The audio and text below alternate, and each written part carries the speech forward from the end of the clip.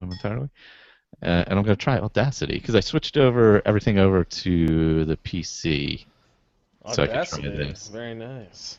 And I got my 100-year-old MacBook Pro next to me. Does Audacity run on Mac too? Yeah, there is a Mac version. Oh, I wow. usually use GarageBand since it's there, Mm-hmm. but I'm going to give Audacity a try on here. I used to use that all the time. What's that, Audacity? Yes, dear.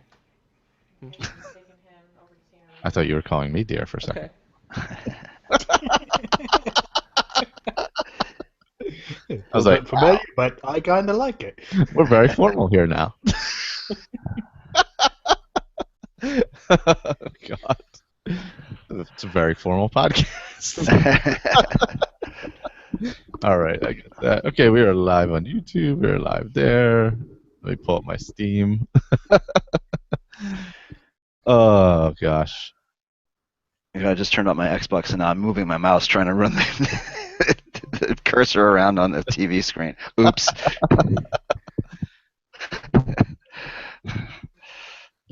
Let's see. I'm going to open up. Yes, this is the Roundtable. You'll get to it at some point, we promise.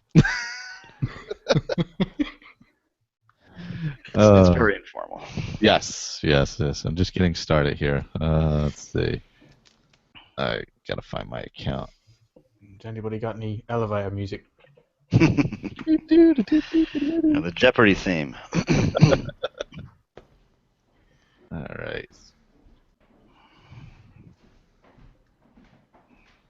Oh, that's weird.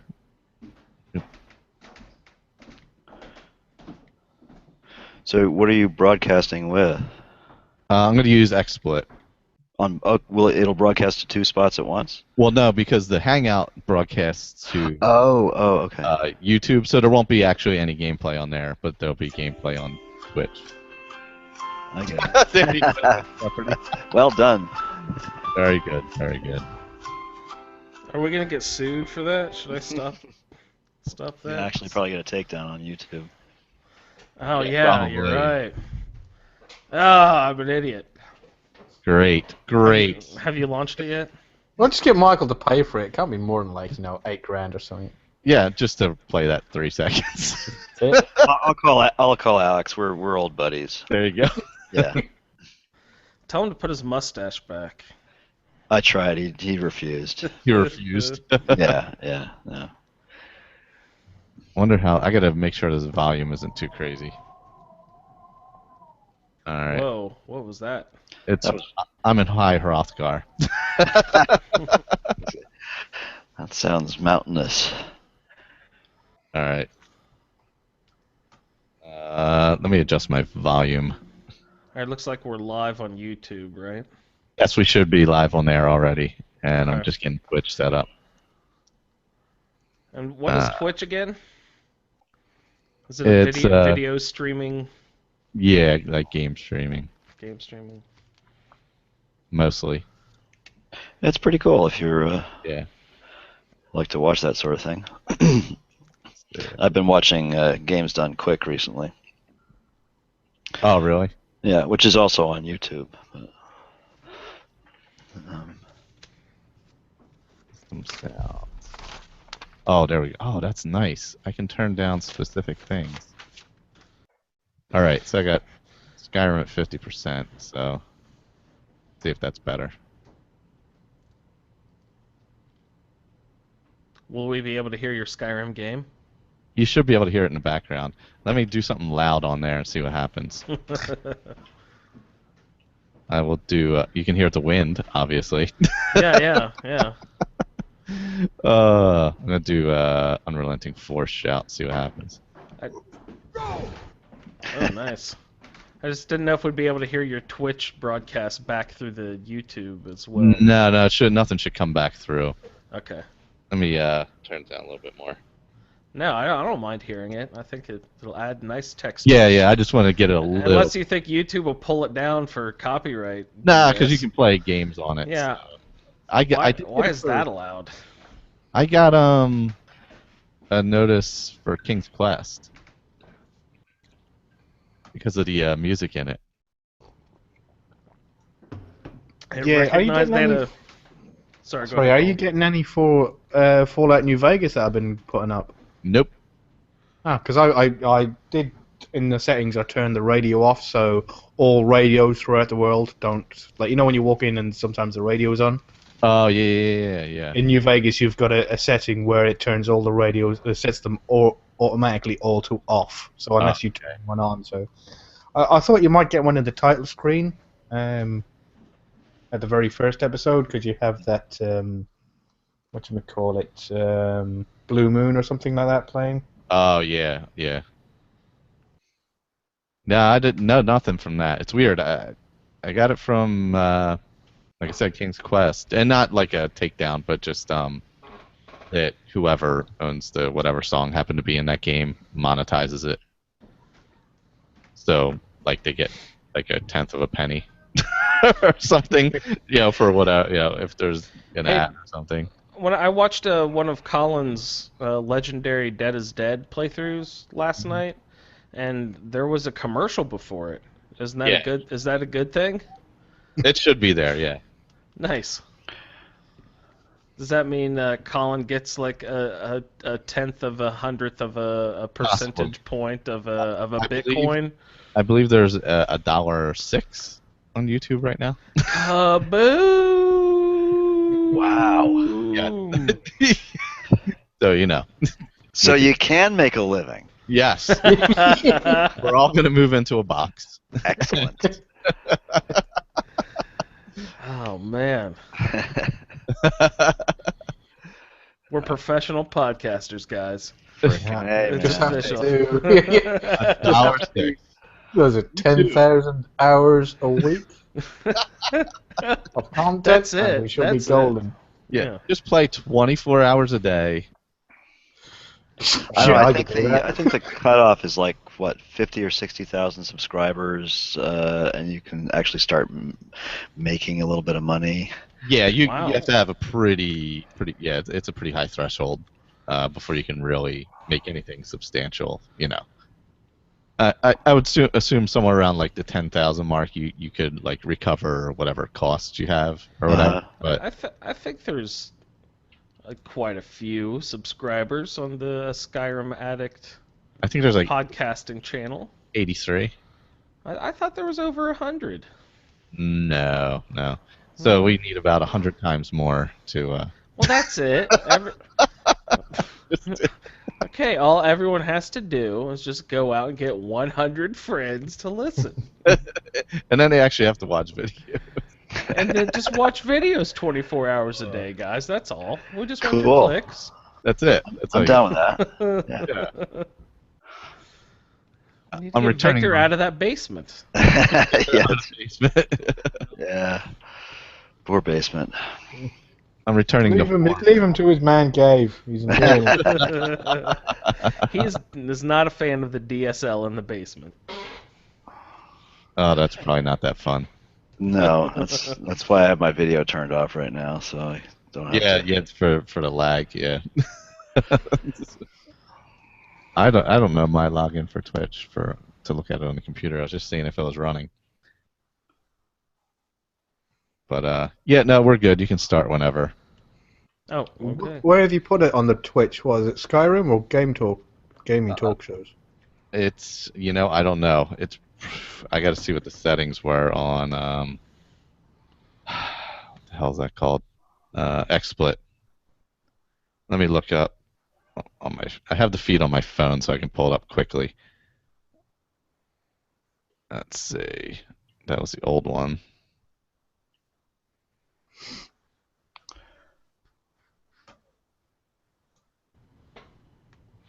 I got like everything running right now. I got this phone going slow as hell. Yeah, it might just be under Skyrim.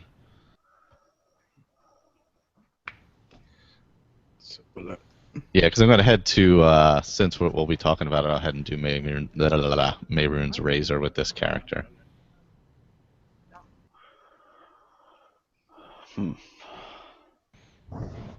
Since I did that one earlier, so I know the quest offhand now.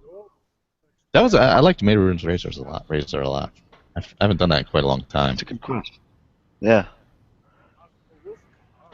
Yeah, I just did that. I like the actual earlier weapon than too. we. Yeah, the razor. Yeah, it's fun. Yeah, it's great for sneaky and with some good perks. You can get quite a. You can one-shot kill dragons with it if you're. Yeah. If you're. How hard is it to sneak if up they're on low a enough. dragon, though? I think it'd be tough for me, for some reason. No, the special it's got is that it has a 1% chance to instantly kill. Oh yeah, so. okay. Yeah. Yeah. I knew that it's part. sneak up. I thought that he meant sneaking up on a dragon with Cicero's gloves to get the 30 times whatever. Oh, I'm sure It's somebody's like the done it. dragons take off too frequently in order to do that. Yeah, no, but you get you get that percentage chance. 1%, yeah, whatever. Is it 1%?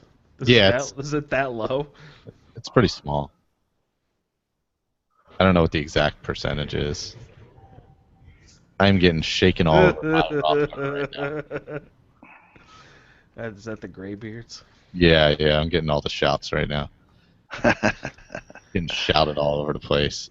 Are you prepared to...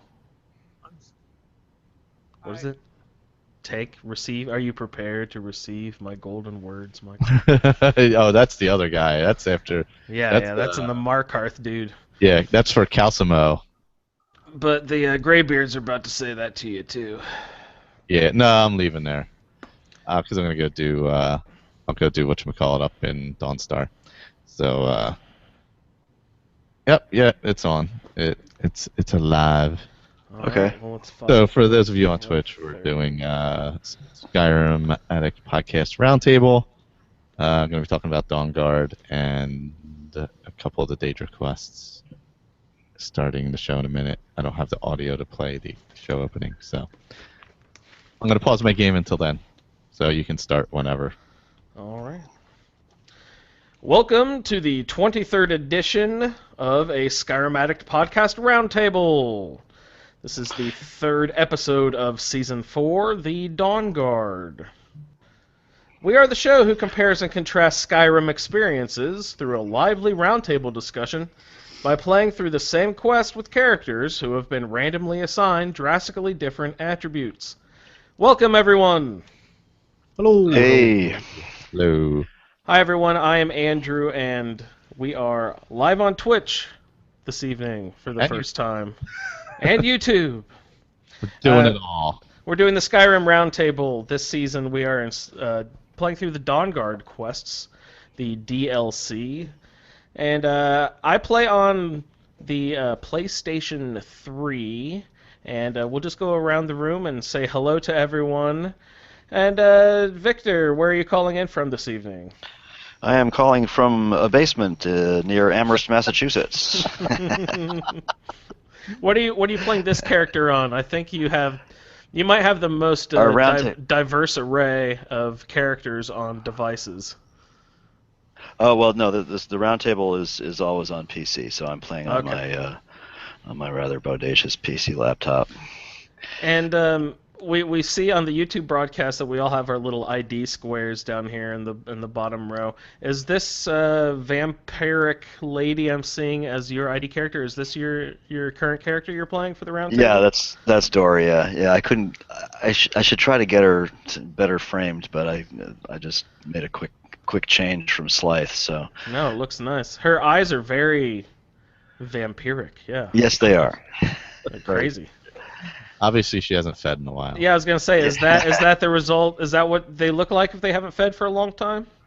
Not with that mod, anyway. She just has those okay. eyes always. Yeah. Yeah. Very cool. Also joined this evening by Colin. Hello, Colin. Hello.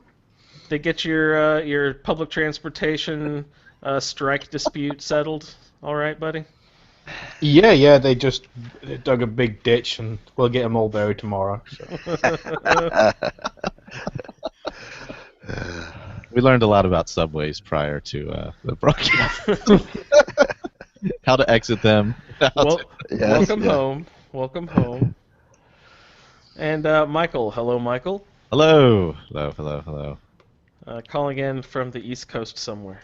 Somewhere in deep, deep South Jersey, unfortunately. I love New Jersey, but yeah, I'm not. I'm struggling with suburbia. Not a fan. Oh I no. might be moving a little closer to you, Michael. I'm probably moving to West Point in a couple months. So, Oh, are you? Yeah. So That's awesome. that's the plan. I hope that works out. Congratulations. Yeah. Thanks. I'm killing a bandit thug right now with the best weapon in the game, the bound bow. Oh yeah, so let's get into what are you doing here right now well, as you're playing live? This is not my roundtable character. Mm-hmm. But I will be doing some of the quests for the roundtable. Mayron's Razor. I don't think I can do the one for the kid yet, Mephala, the Whispering Door. Uh-huh. Because I don't think I think you have to be level 20 for that, don't you? Yeah, I believe so. Is it? I didn't know there was a level cap there. Yeah, there is. It doesn't give you that quest in the bar until you're high enough. But so I don't know if I might be able to get to that. I'm not sure what level I'm even at with this character. I haven't played. Oh, I'm level 19. We may get there. What'd you say you're playing on? Is this? My roundtable character is on 360. And what are you doing? This is this No, on this the is on PC? my PC, yeah. Okay. Which my son just recorded his YouTube videos on, and he is 7. His Oh, nice. What has he been doing with his videos? He just started out. He gets lost a lot. Does chop suey a lot. Yeah, chops people up. That's always fun. Yeah, he's visited a niece about 6 times, I think. A niece? Nice. Yeah, he never fights her, never kills her, but he's hung out with her. They say hello to each other. He must not have been down in the basement then. No, he didn't go into the basement. No. Okay. No, that's Yeah, why she changes her tune once you go into her basement. she's not quite as friendly once that goes on. She must be one of those pack rat ladies who gets just really disturbed when you say you'll help her clean up. She's a hoarder. So it's like catfish. Exactly. Just wait for what's his name to show up and. Oh, we do have some. Before we get into the other part, we do have some feedback. Sorry. Oh yeah. Let me pull those up. Cool. Yes. I wanted to get to those for this show since we're here. Oh, nice. This is from Feedback. Steve Zoolander. Actually, Zoolander. Yeah, he's probably looking at us quite. Sorry, I'm sure he's never heard that joke before. Never. God, No, that's not his last name. I think that's his tag. Might be I don't know if it's on live or whatever. I'm not sure where it's for. Steam maybe. I'm not sure. But so his email is, "Hey guys, ever have a game you love so much you search for any and all things about it to digest? That's what happened to me. I'm super happy to find a group still enthusiastic about this wonderful game. I'm a busy guy working 12 hours, 5 days a week. My time in Tamriel is limited, and it's still my go-to 4 years after release. I was able to get my fiance to try Skyrim earlier this year and was successful in converting another. She's currently a level 36 Altmer mage. Oh, good for her. Yeah, sweet. You've all inspired me to roll a new character. Right now he's a level 57 Khajiit rogue, Ovis Thrak, and he'll be making his final epic quest to finish the Dragonborn. Can someone tell me what a rogue is? I'm not extremely familiar with how these role-playing games work all the time. Thief, Like a bully, thief type, right? sneaky daggers, Yeah. maybe archer as well. Me. So yeah, basically everyone except for Me and you, Andrew. yeah, Colin and I. The real players. Yeah. I'm sorry to interrupt. So his question is this: as a seasoned Elder Scroll vet, after dumping hundreds of hours into Morrowind, Oblivion, and Skyrim, Oh wow. what would be a new, interesting playstyle for my character? He's tried his hand at most in all 3 games, except for an illusionist/conjurer. And I did email him back, but for me, illusionist is one of the best things to play in Skyrim. Yeah, that's one of the few things I've never done at this point. So I really love the illusion tree. that is sounds so like the way to strong. go. Yeah. Yeah. Especially if you like playing a rogue. What else is fun to put little limitations on yourself, guys? Like maybe using only named weapons. I believe someone has mentioned something like that in the past. Oh yeah, I think we talked about that last time, right? Yeah. I don't know. I forget. Did he say what he was playing on? I think he's playing on PC. I'm not sure. I mean, obviously the mods are the way to go if unless Yeah. yeah. But I mean, there's so much you can do with changing the game completely with mods. And there's always there's the Dead is Dead. Dead is Dead's option. fun. That's fun to do occasionally. think But Yeah. sorry, no. go ahead. I think it's more the character. I mean, you can have the greatest script, the greatest idea for whatever you want to do, but if you don't have a great character, you're not really going to get stuck into it. Mm-hmm. It's like That's really true. when we got assigned our characters for the first season of the Roundtable, we just thought we're just going to be playing another game, but they came. We grew to really enjoy those characters, enjoy every sort of seeing it from their point of view, and that's happened twice now with both my characters, with Gonvar and with Jonaria. So I think it doesn't matter really what he decides to do. The game as he goes along, I think the character that he creates first of all will decide his playthrough and where he goes. So get a really good character, think of a real good background for a character, and then let that character decide where it's going to go in the game.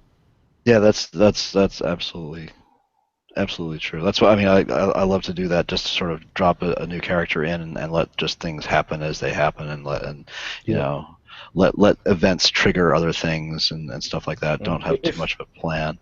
Yeah, if he is on PC, he could do the random thing with alternative like start and stuff like that. And, Well, let's maybe give him a hand here and just give him a little bit of a character background or something.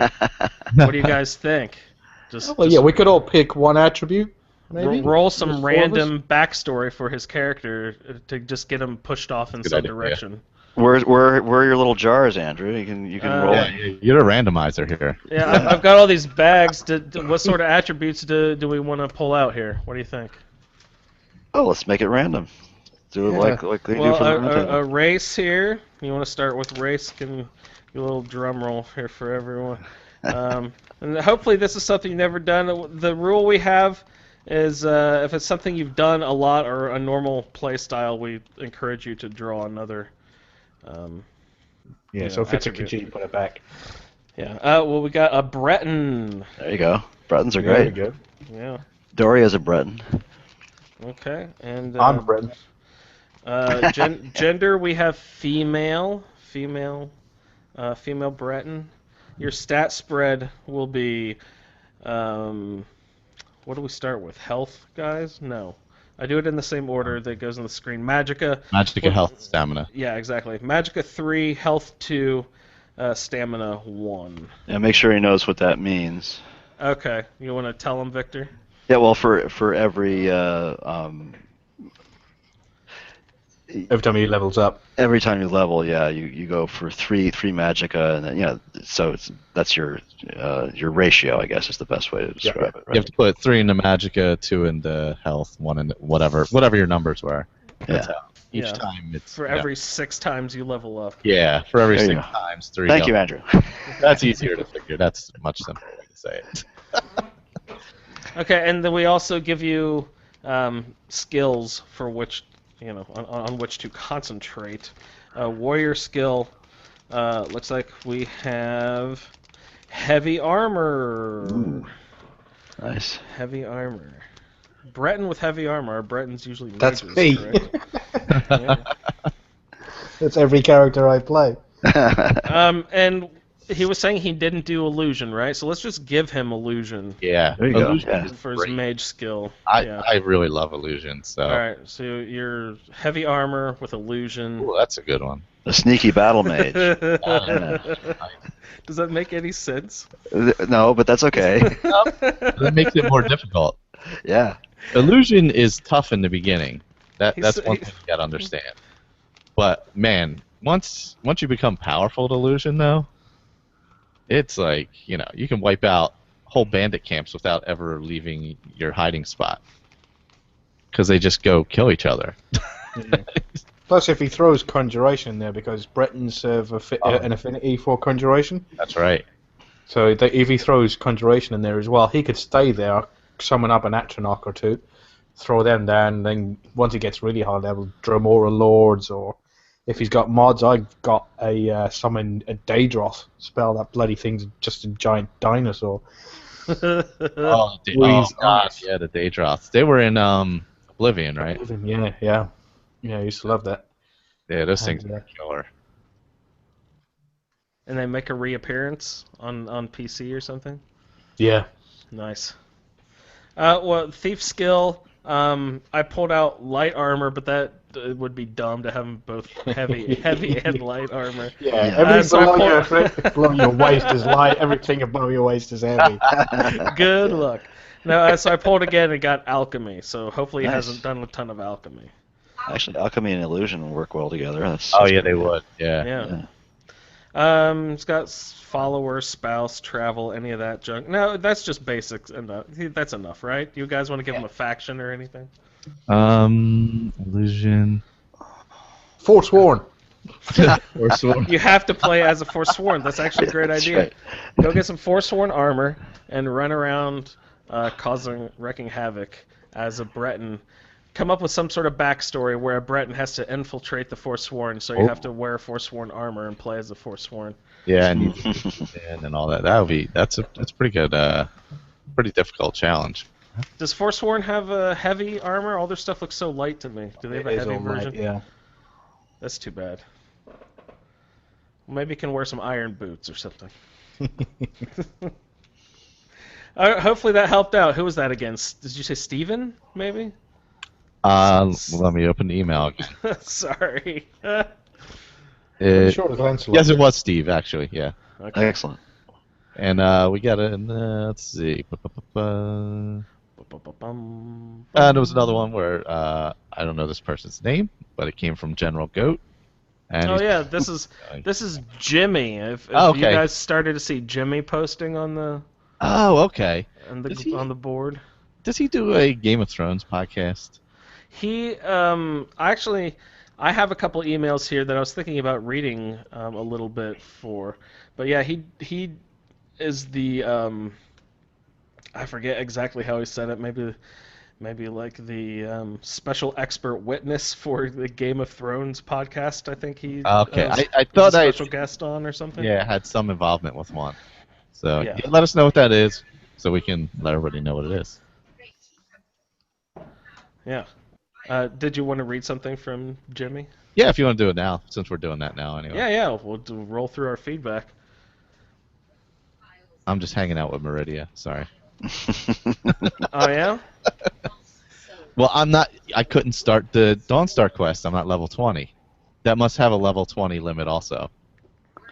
Because the door was still locked. Did you guys do Which Dawnstar Meridia this quest? weekend? I didn't do Meridia this week. No, you talking about the Maroon's Razor? That's at level 10. I'm telling it's locked, so maybe I didn't get it yet.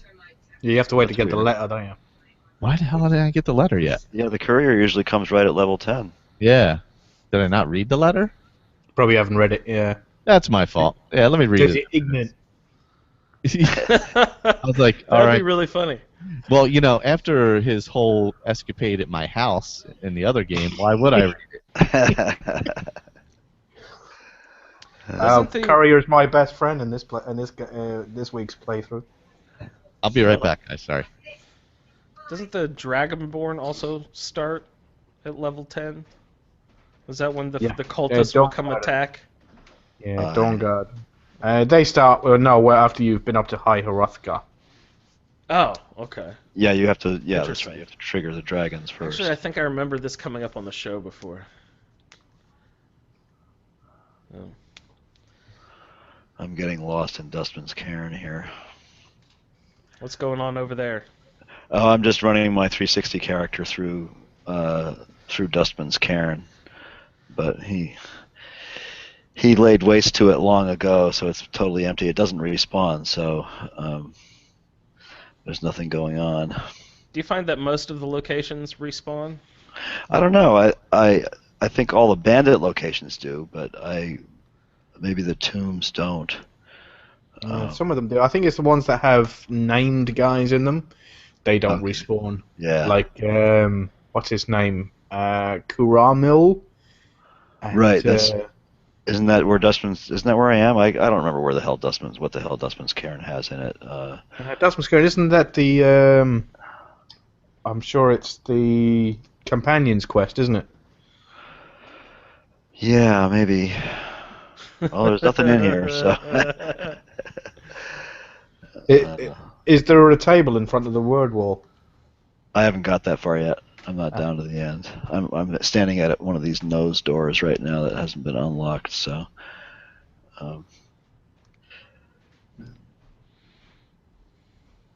anyway, so are you going to read emails, Andrew, or? Yeah, I have a couple of emails here we can read. We actually have one from Brad Seeker, who's been a longtime member of the boards. I haven't seen him around the boards very often, but he sent us in an email here, which is cool. Thanks for still listening, Brad. Yeah. Says, "Hi, everyone. I was wondering if people were up for recording their own immersive roleplay stories with their characters, like what Colin used to do. I really enjoy listening to those. Anyway, happy Skyrimming, and long live the Roundtable. Brad." Excellent. Oh, thanks Brad. I missed that one. Sorry. Somebody came knocking at the door. Did you shoot them and Jerks. bury it in the back garden? Don't they know it's podcast time? I know. Connor comes running down. He's like, "Yo, there's somebody at the door." I'm like, "Oh, you gotta be freaking kidding me." He said, "Yo." The two of us. I'm like, "Well, don't answer it. Let me go get it." Yeah. So that was from Brad. Brad Seeger. You remember Brad Seeger? Yeah. I knew that name. Yeah. Familiar. Yes. Said he was wondering if people were up for recording their own immersive roleplay stories with their characters, like what Colin used to do. Yeah, those are awesome. Yeah. Well, anybody who listens knows that I try to do it, and then I hate them, and I withdraw them from YouTube. So. They go up and they come down. They go up and they come down. That's right. Yeah. So I haven't been able to do a good job like Colin does. So. No, when I was trying to do the Genaria ones, my throat kept on hurting because I can't talk that high. So. What I have been watching is Titan's Grave on Geek and Sundry. Now that looks a lot of fun. It's like a Dungeons and Dragons roleplay thing, where he is the game master, and they all have. I mean, we could theoretically do a show like that where it's like, you have somebody like Andrew in charge of it, and then you have your characters from Skyrim. It's based in the Skyrim world, but you talk about it and you imagine it. Maybe that's something to do. So you mean somebody organized should be in charge of it? Yeah.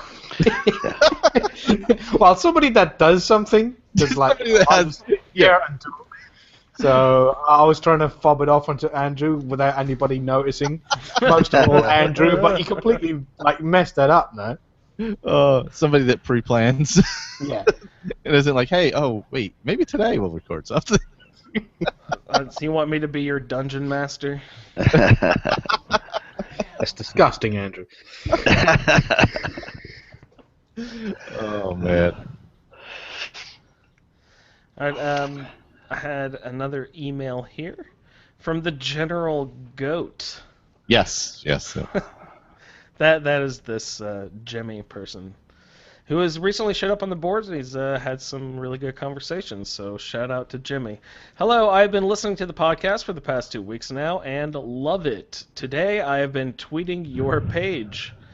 I want to do a Roundtable character for this playthrough if it's not too late for this season, I hope. And we had a little bit of correspondence with Jimmy over this past week. So... Have you rolled him a character? I have rolled him a character. Excellent.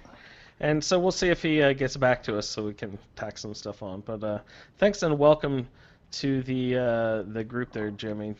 Jimmy says, this looks like a real cool setup. I can't wait to start playing with Lady Stoneheart. Lady Stoneheart, Oh, that's an awesome everyone. role.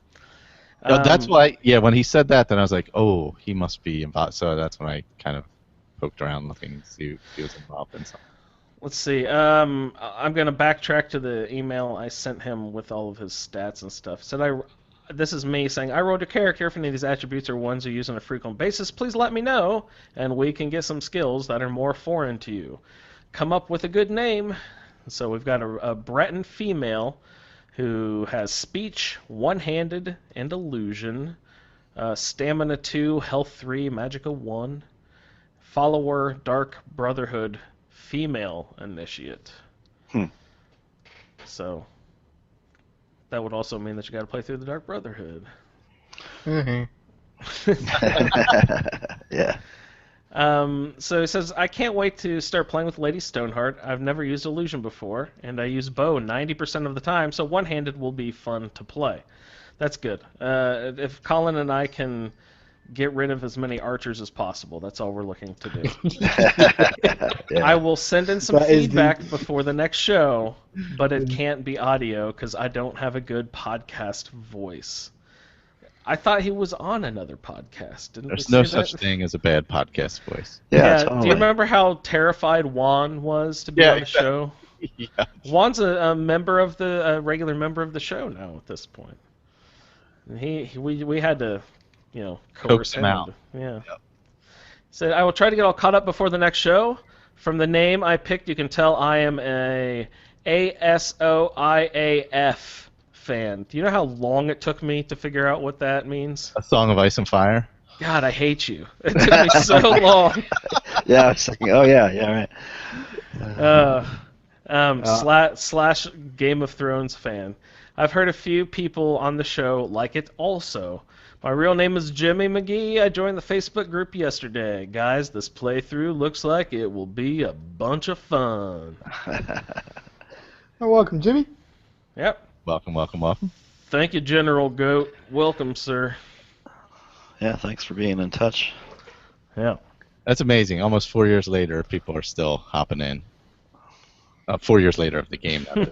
Well, yeah, and wait till the hype starts up when, for Elder Scrolls 6 next year, and it'll just continue. Fingers crossed. Yeah, right. I still got to brainstorm what we will be doing for roundtables in the future for Skyrim up until the next ES game. There's so many different things you can do. It's like... Well... Let me think For about it. instance, dot. Stay tuned. Well, yeah. sorry, somebody's at the door again. Look, I got 4 months. I'll think of something. Yeah, right. Oh, man.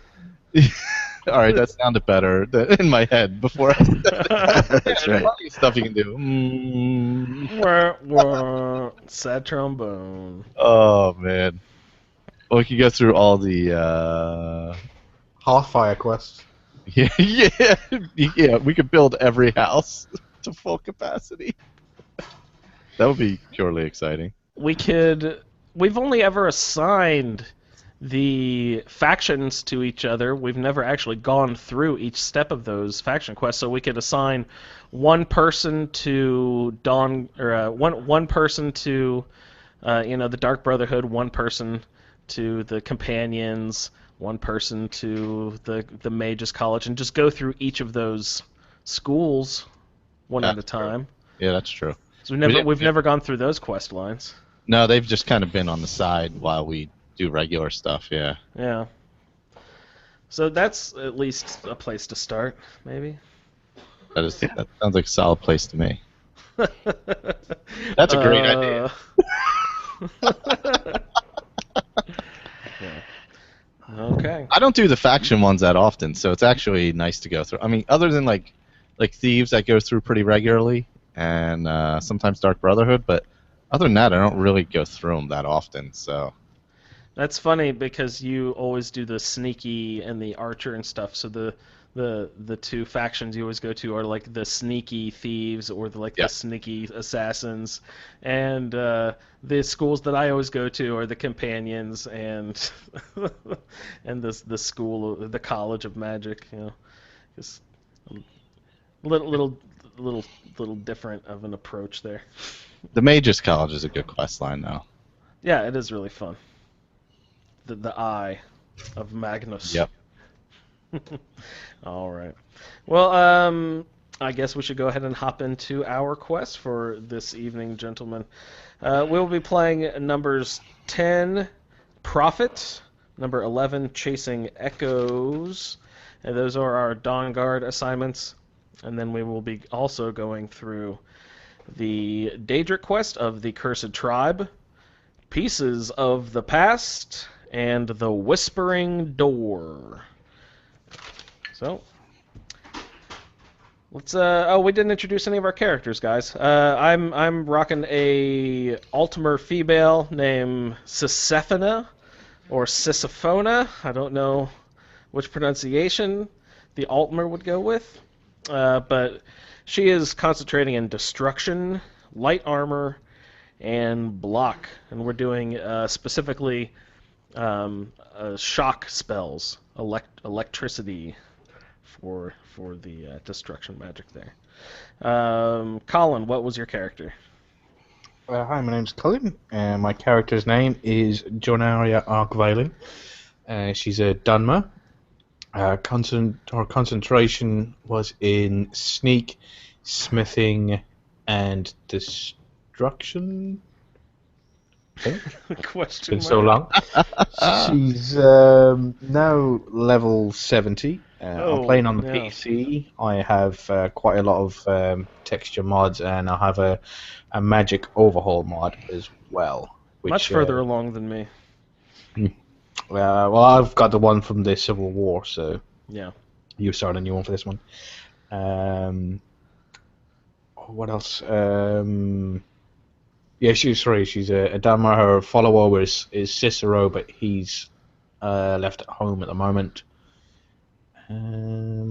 Where's home? Talnalta, which is a mod I love that. lets you build a settlement in Falkreath. Giant mushroom. I love that. I want to live there.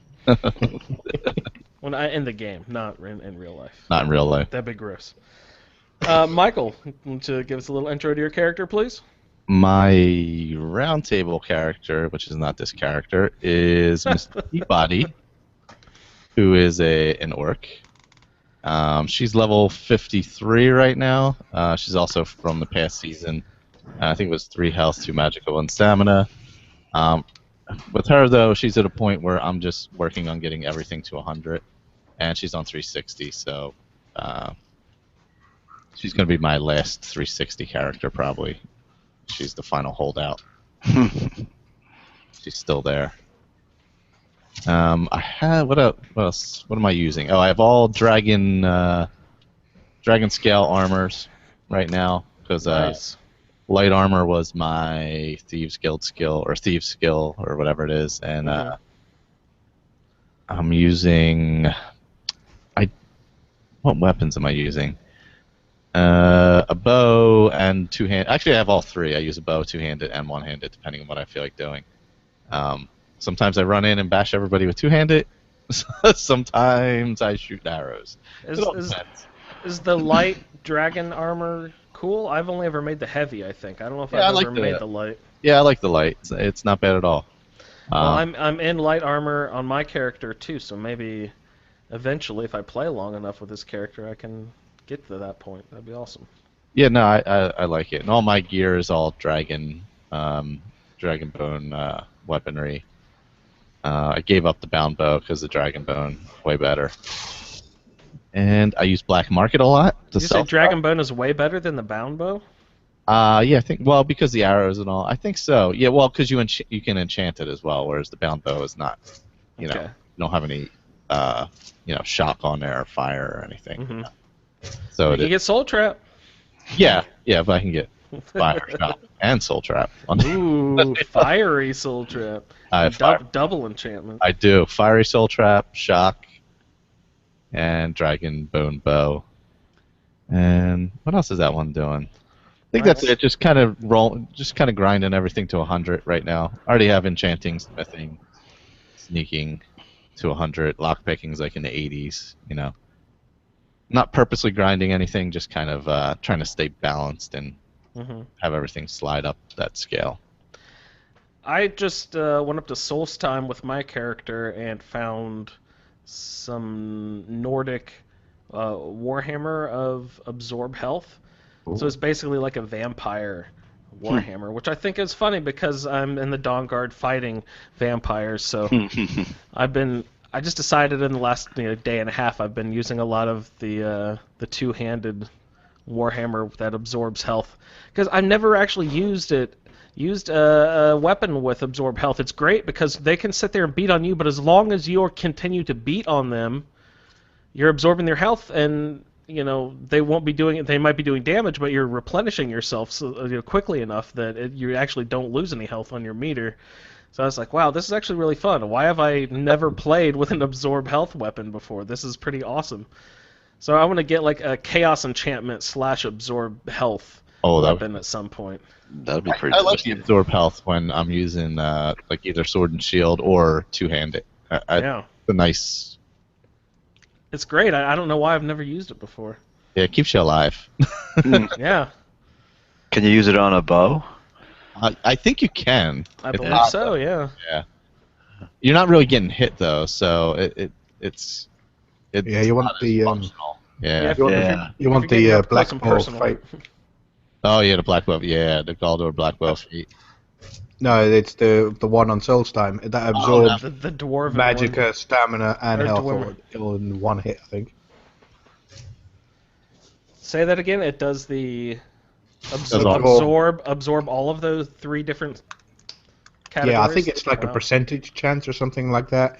Yeah. Of doing one or all 3 at any one time. Is it a 50% chance? I think. I can't remember. I can't remember. I'm like. Really That's old. basically the same enchantment as the chaos enchantment, except for its damage. Yeah. Cool. Is the black bow of fate? You cannot disenchant that though, correct? I don't think so. But the champion's cudgel, you can. Mm-hmm. Okay. That's funny. I would like to team those 2 enchantments up on a weapon for the double enchantment. That would be a great weapon. That would be overpowered. Hello, God mode. Yeah. I am here. Yeah, because I'm playing my character on legendary, but still, like if the wrong dragon comes up, you can die really fast. So yeah, like having an enchantment like that would just one hit, even in that mode, you would, Is there a dragon that has an absorb health shout? Yeah, well, you have the reverend dragons and the legendary dragons have shouts that drain vitality or whatever. Drain vitality, Yeah, that's the one, right. And that does all 3 different schools, right? Yeah. I think so. Yeah. Crazy. Yeah. Okay, did everyone get their character introduced? Victor, did we? No, not yet. Okay, let's meet Victor's character. Hello, Doria. Yeah, my character is Doria Stentor. She's a Breton. She's sort of the wild child daughter of a Breton merchant family. Her brother is also running around Skyrim in one of my other playthroughs. She made the decision to become a vampire when she met Lord Harkon. And she's playing on a PC, so fairly heavily modded game, using a vampire mod called Vampiric Thirst. Her stats are 3 stamina, 2 health, and 1 magicka, I think. Her skills are alteration, which she's now at 100 in alteration, although I haven't really completed the master alteration quest yet. I'm on my way to that.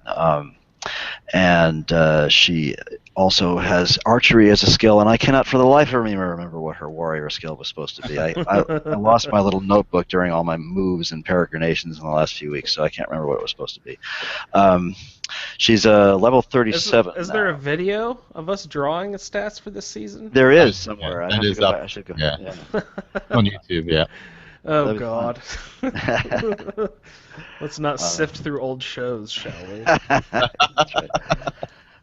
But that's about it for Doria. She's had a lot of fun sort of traipsing around Skyrim. I haven't played a lot in the last week or so, but before that we've had a fair amount of fun together. So I'm liking Doria a lot, almost as much as Slythe.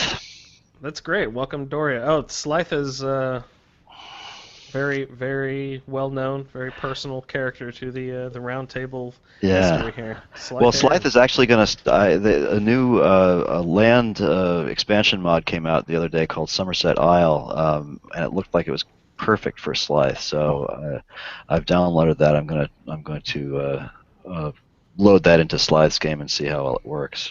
How do they have you access Somerset Isle from? I don't know. I didn't read up on it. I just saw it. I said, "Wow, that's awesome," and I grabbed it. And I mean, I'm on DSL, so it took 3 weeks to download the thing. It's a 1.5 gig expansion. So, so I have no idea. I haven't really read the description yet. So, as soon as I get it installed, maybe I'll try to do a quick little video of that. For those of us who aren't into the as well versed in the lore, don't ask me anything. What is Somerset? I've heard of Somerset Isle. What is that again? It's the High Elves, right? I have no idea. Somerset Isle. Do you know anything about it, Colin?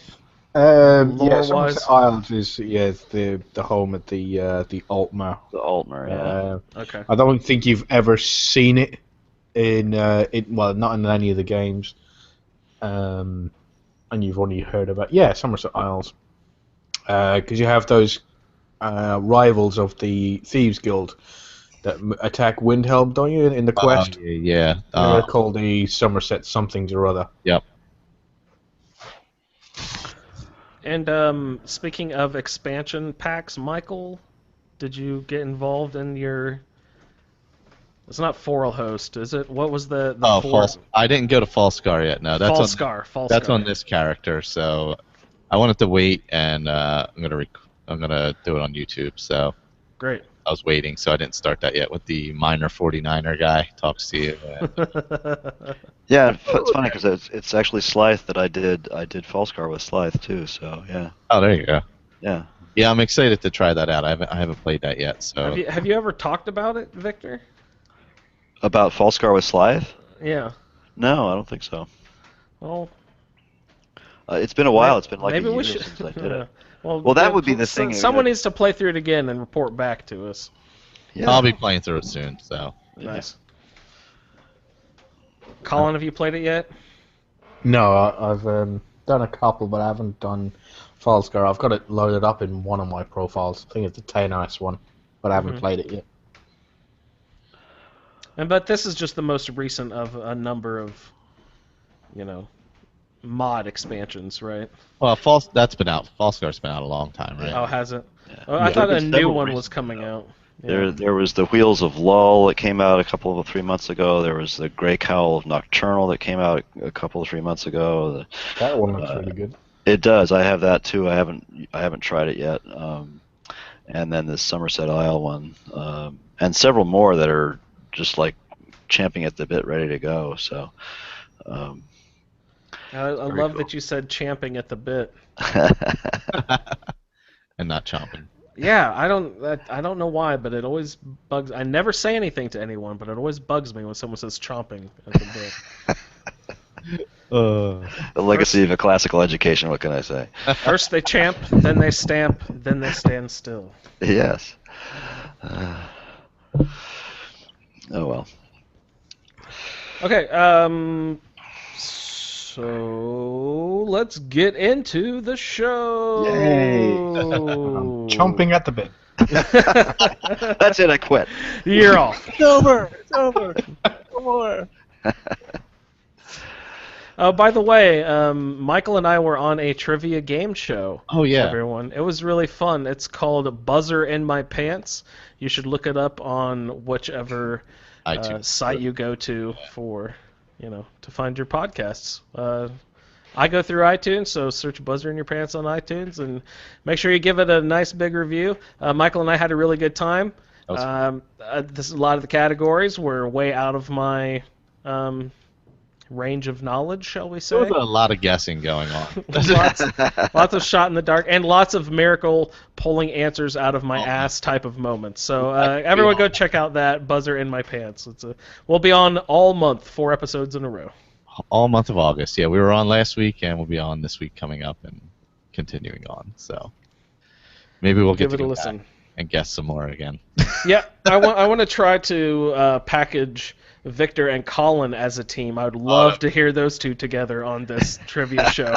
I think that would be incredible to hear those two together on the show. But you guys should go listen to go listen to the show. It's really fun. And let's get into Prophet here. So, Colin, would you mind taking us on a little walk through Prophet? No, because I can't remember it. Prophet. You have to find the.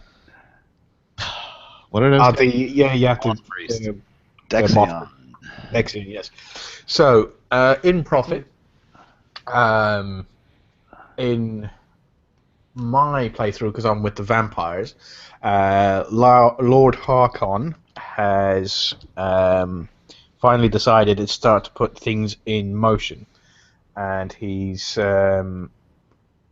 through connections that he's got, he's let it be known that there's an Elder Scroll somewhere in Skyrim which has enticed the attentions of a moth priest from Cyrodiil to come searching for it, and he wants you to go out and then check all of the inns and the roads in Skyrim to try and find the moth priest.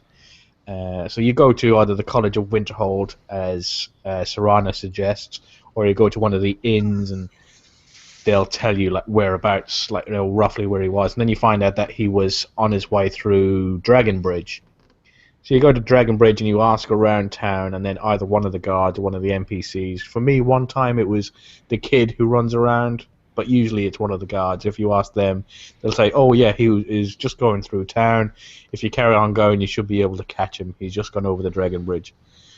And once you go outside, you'll find that the caravan has been attacked, and you read a note, and that tells you that they're holed up in this cave because this guy Malchus was doing a double cross, and he's kidnapped the moth priest. When I got in there, Malchus was killed by the Dawnguard, and we needed to go in and kill the Dawnguard, rescue Dexion, who was put underneath the thrall of Malchus, so he started attacking you, and you got to give him a punch or two to knock him on his ass.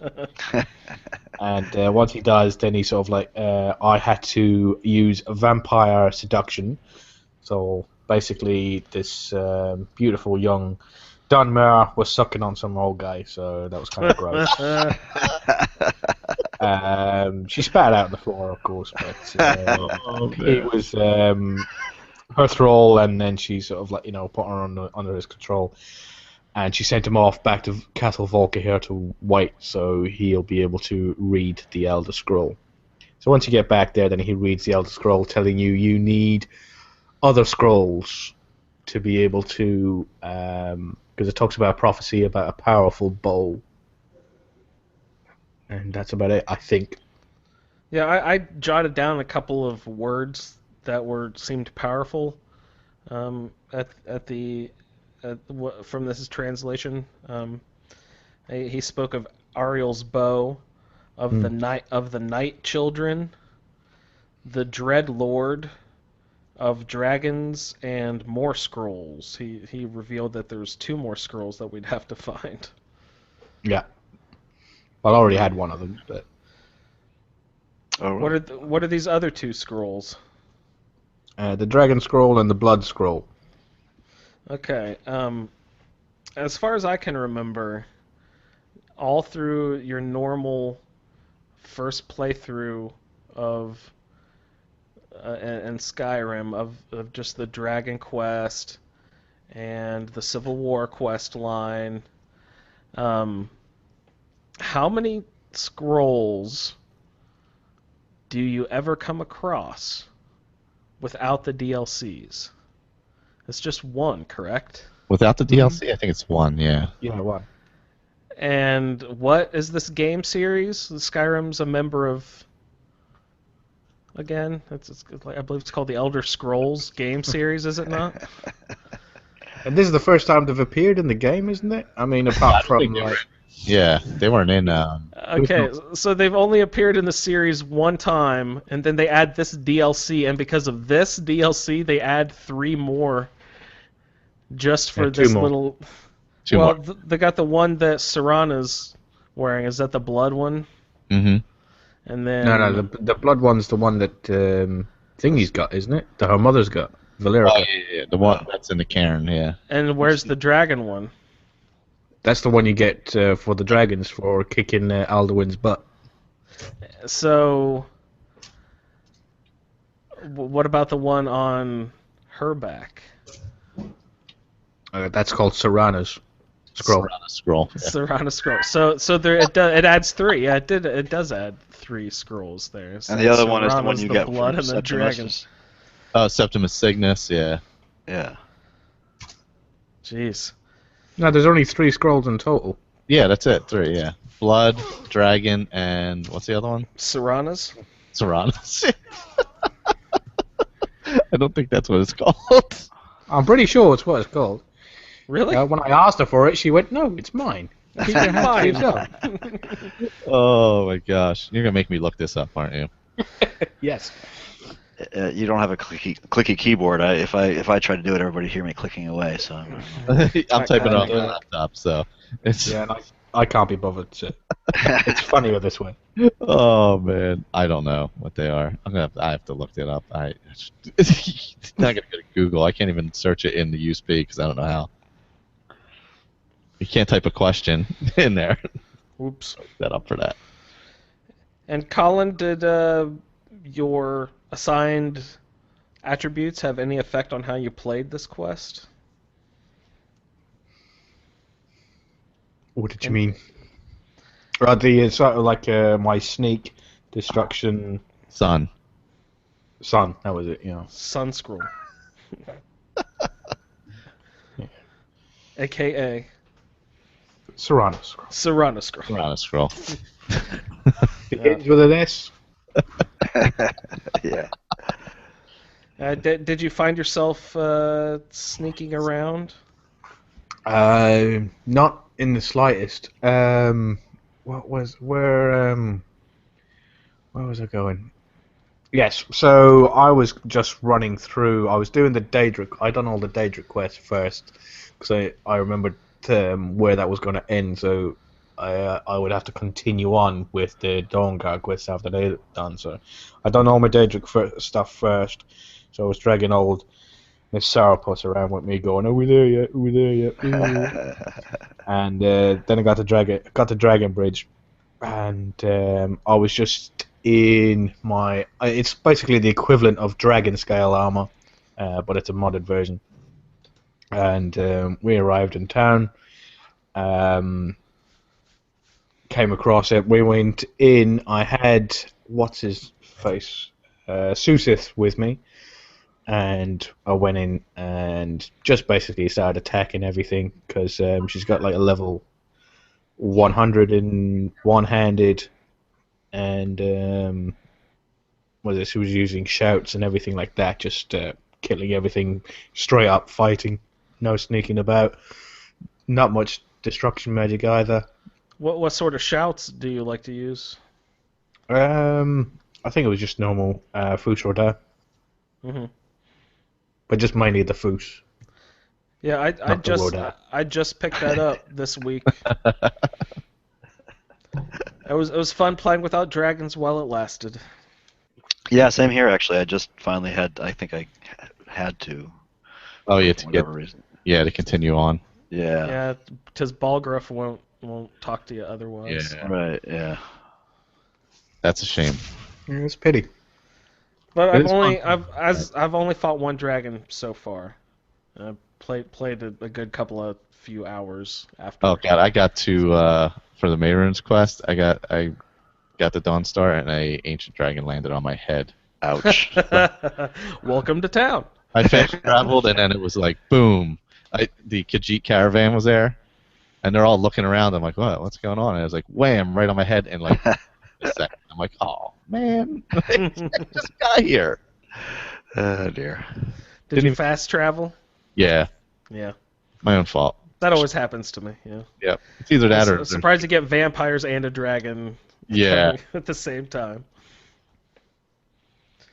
So Do you- here's Sorry, fun. go ahead. you can I killed Malkaran in Meridia and his shade with one shot Woo. with the Ooh. explosive arrow.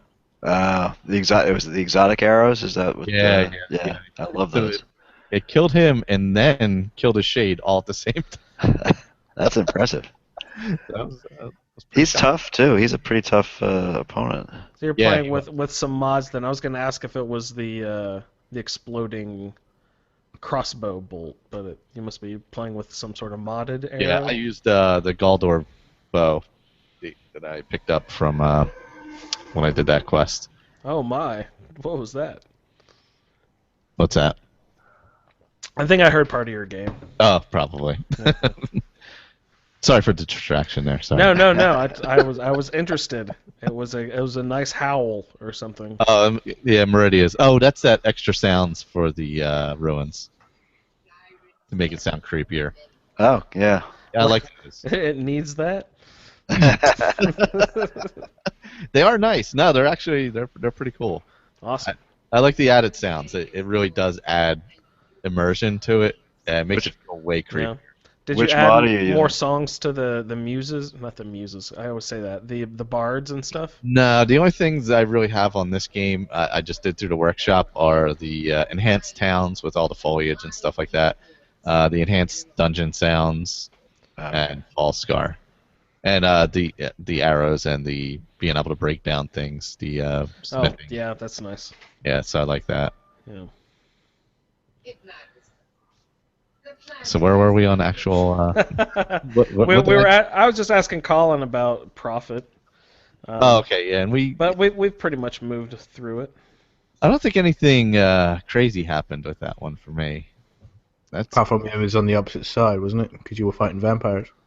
Oh yeah. I was fighting the. Yeah, other than that, I mean, it's basically the same, right? Except for it's the opposite of opposite enemies. That's all. Mm-hmm. Yeah, it was interesting for me because I'd never done it as a vampire before, so it's kind of fun to sort of watch the way they pieced the quests together for the different factions. They're sort of the same, only different, Yeah. Did you have to do your part at Four Bears Holdout? Do you remember if that's what your place was called? Vampires? Something like that. Yeah. Sorry? Well, isn't that where everybody goes? I think so. Yeah.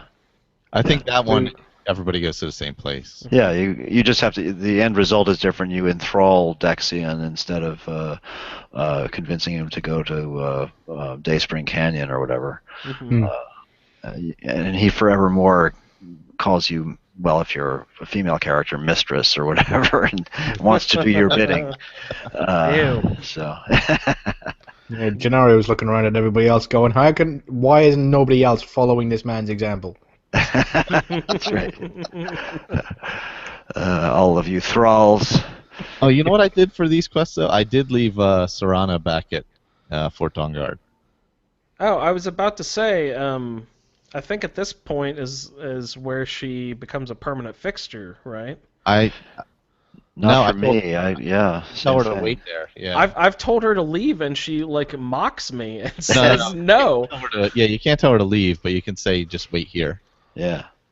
And then she'll, if you leave her in a place long enough, she'll just go back to where? Well, no, I tell her to wait when I'm in Fort Dawnguard. I just say wait here, and then she's there. Yeah, I told her to wait at Volkahar because. Yeah, you're in the opposite end, so Okay. yeah. Right. Yeah, I could never. Never get rid of her. I tried numerous times. No, you can tell her to wait in either the fort or the castle, depending. But you can't. She won't leave your. She won't leave that she's your No, she's follower, still- and you can't go. You can't go get someone else in the meantime or whatever. No, she's still your follower. Yeah. She'll still be there. You just and she'll be available. She'll pop up when she's needed. In the quest where she has to be in them.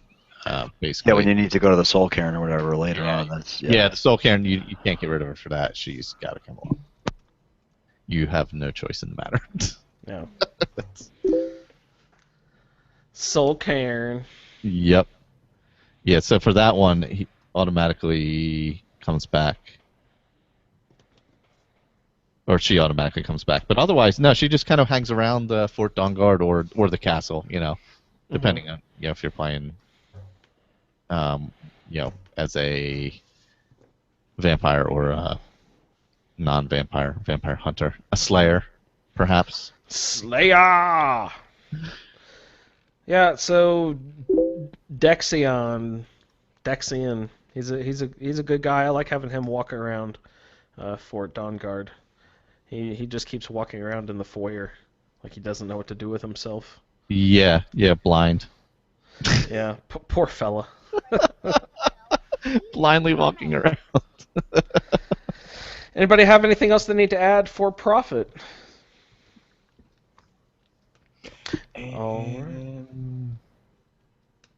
No. All right, sounds good. So we'll get into Chasing Echoes now. Let's try it from a vampire side. Victor, would you like to take us on a walk through Chasing Echoes, please? Fun most days. Hard work. Chasing Echoes. Oop, did we lose? Who was going through it? Me? I asked Victor. Victor, Oh. are you with us, sir? Oh, maybe he dropped Oh, out. Victor may have dropped out. Michael, would you like to take us on a walk Chasing through Echoes. Chasing Echoes? That's the Soul Cairn quest, correct? I apologize. Am I back now? You are. Oh, yeah, I hear you now, sir. Sorry, I didn't realize I had pulled the my microphone cable apart a little bit. How many Manhattans have you had, Victor? Far less than one. Oh, okay. Far less than one. I'm about a quarter way into it. No, I dropped my 360 controller and it hit the Knocked the corner. microphone cable. Yeah. So do you want me to do? Do you still want me to do Chasing Echoes?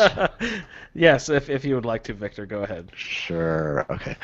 So after the Moth Priest reads the Elder Scroll, you speak to Serana.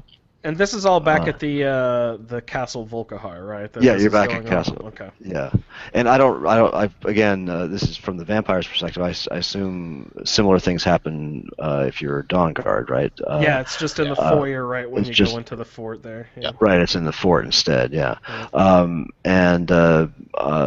so he says that he can't get all the information from that Elder Scroll, and there's another one, and so Serana thinks her mother Valerica may have information about it, and that triggers your quest to find. I guess I don't remember exactly how it's presented. I mean, does she want you to find Valerica, or are you just trying to find her information that she may have left behind? Whatever it is, you go through the back door of the castle and wend your way through, some skeletons and various things and some traps and stuff like that. And you end up in the courtyard where you have to solve a sundial puzzle with some... I hope it's not a sundial. Well, a moon dial, whatever the hell it is. Contraption. Imbuberation. Yeah. And you have to find several pieces that are scattered around the old garden and place them in their appropriate spots. And when you do, the thing rotates and some stairs appear, and Serana makes some comment about very clever mother or something like that. And you descend and wend your way through a little bit more. I can't remember where the longest section is. Is it before that or after that? There's still a lot of basically dungeon crawling and some gargoyles, and then you have to solve a little puzzle with a candelabra on the wall to find a secret entrance. The first time I played the game, I like got totally stumped there. So did I. It's like, what the hell? All the puzzles before this were really easy. What the hell is going on here? I don't know how many other times can you recall other light fixtures that you have to rotate like that? Yeah, that's usually a pull chain or a handle or switch. Yeah. Right, they get you all. So where does Chasing Echoes end? Actually, I was a little confused by that. Where do you does it end in the right room after where you find open the Cairn? entrance to this thing? Yeah. So I went all the way through to Cairn. Yeah. So you eventually you find your way after that secret candlestick door. I can't remember. Is that right before?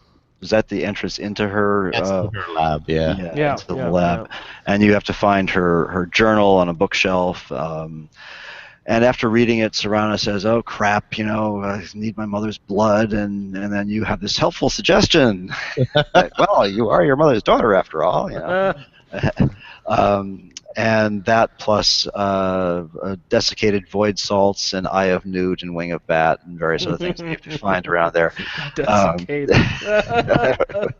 I don't remember what all the things are, damn it. Soul gem fragments are another one. And some specially prepared bone meal. And they're helpfully placed in odd-looking bowls. Yeah. So they're easy to find. Big silver bowls. Yeah. Right, yeah. And you mix it all up and... I just like to point out they completely screw you over with that candlestick crap, and then they're sort of like, oh, hey, dumbass, all the ingredients are right over here. Yeah. Well, the first time you play it, between the candlestick and the friggin' book, and there's like 100 books on the shelf. Yeah. Yeah, it took me a while to find it the first time, but I sort of just walked through it. But she mixes all the ingredients together in a little chalice, and lo and behold, this portal opens up. Now, if you are Dawnguard and you have not become a vampire, then you have some choices to make here. Whereas if you are a vampire, you simply waltz right into the Soul Cairn. So, what are the choices we have to make as the Dawnguard? You can either become a vampire or do the soul trap in the soul gem, the partial soul trap. That kind of sounds like something that Nellikar did, maybe. Yeah, it's pretty similar. But you can go then after you're done everything, you can go get that soul gem back to recover your soul before you leave. That's probably pretty important. Yeah, I had forgotten about that part because I usually just have her turn me into a vampire. Yeah. And then go cure it, but I was like, let me do it this way. I haven't done it this way in a while, so. Yeah, that's the way I opened up the portal into the Soul Cairn, and that's the way I did it. I had her do the soul trap on me. Yeah, that's a simpler way because then you can just it's in one of those little like fortresses in the cairn. Yeah. But it does now, make your trip through the Soul Cairn that much longer, and I have to say, I freaking hate the Soul Cairn. It's like, of all the stuff they created for this game, it's my least favorite place to go. It is by far the place that I have been to the least in the game. I'm actually pretty excited to get back into the Soul Cairn. Whoa. I want to find all those 10 pages that are impossible to find. I am just super excited to go traipse around, see what I can find. Haven't been there. I've only been there once. It was the first character I've ever played, and haven't been back since for some reason. Well, that's very cool. Maybe because it was terrible the first time. No, you're going to enjoy it. Okay. It's a nice enough prize, and you get to speak to an Elder Scrolls veteran where you're collecting his pages. So. Oh yeah? I've never had the patience to do that, I'm afraid. And I've heard just great things about Valerica, so right? Oh yeah. I mean, treat you like a prince. We'll get to meet her. And the bony horse fella. Wait a sec, I just realized. Wait, I just realized something. What's that? We're 4 guys, and all our characters are female. Oh, that's right. They are, aren't they? Do you know that I have never played a male character in Skyrim? Really? Really? Wow. Never. Never. Even the random draws you got. I get female every time. Next time I will make sure that I play a male character. With illusion, because that's one of the only schools I've never done as an illusionist. Well, I don't know how much we want to talk about the Soul Cairn since it's not really part of this particular episode, but I was going to say I did pick up Arvac. Me too. Yeah.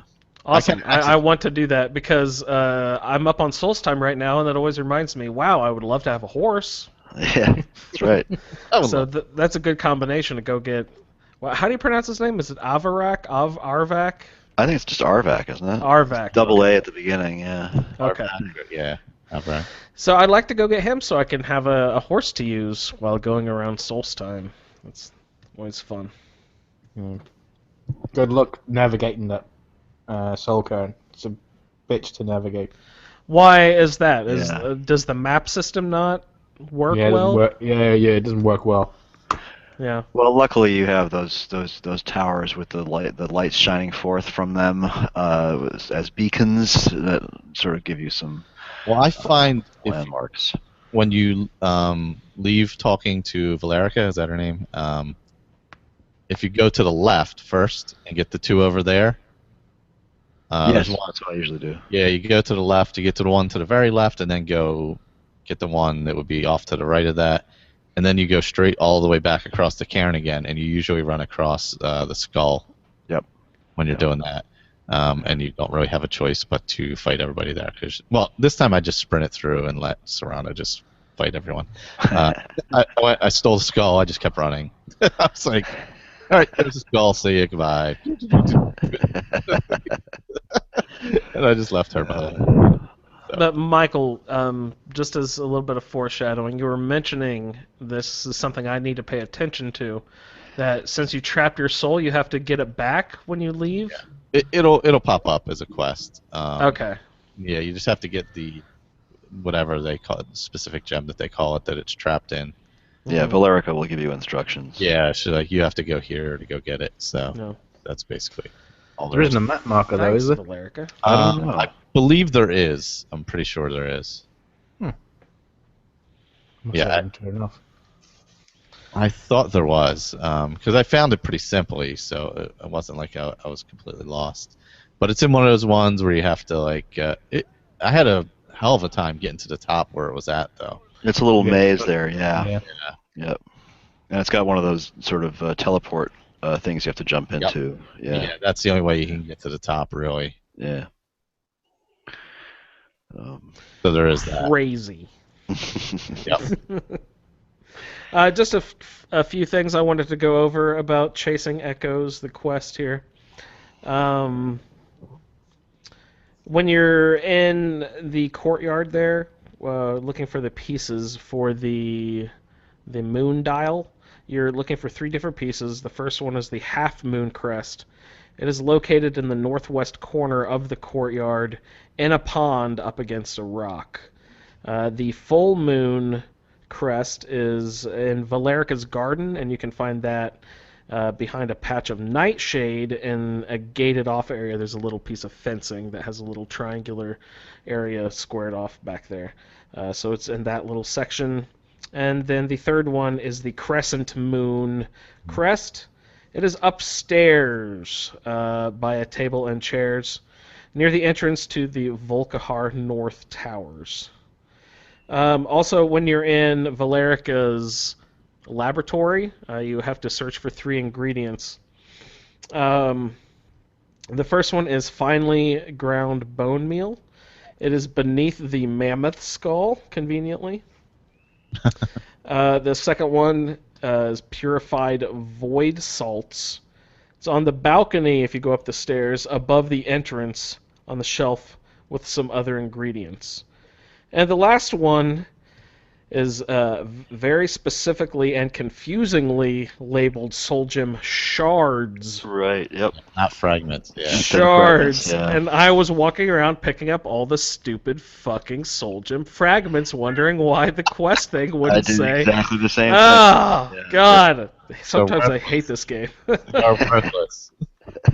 So I had like a nice big pile of soul gem fragments, and I'm just pulling my hair out, wondering why the hell will my quest not advance? What is going on? And then I wander all the way back through again, search every stupid item on all the dumb shelves, and finally find the soul gem shards that I missed the first time. They're in the big silver bowl, like the other 2 items, you dummy.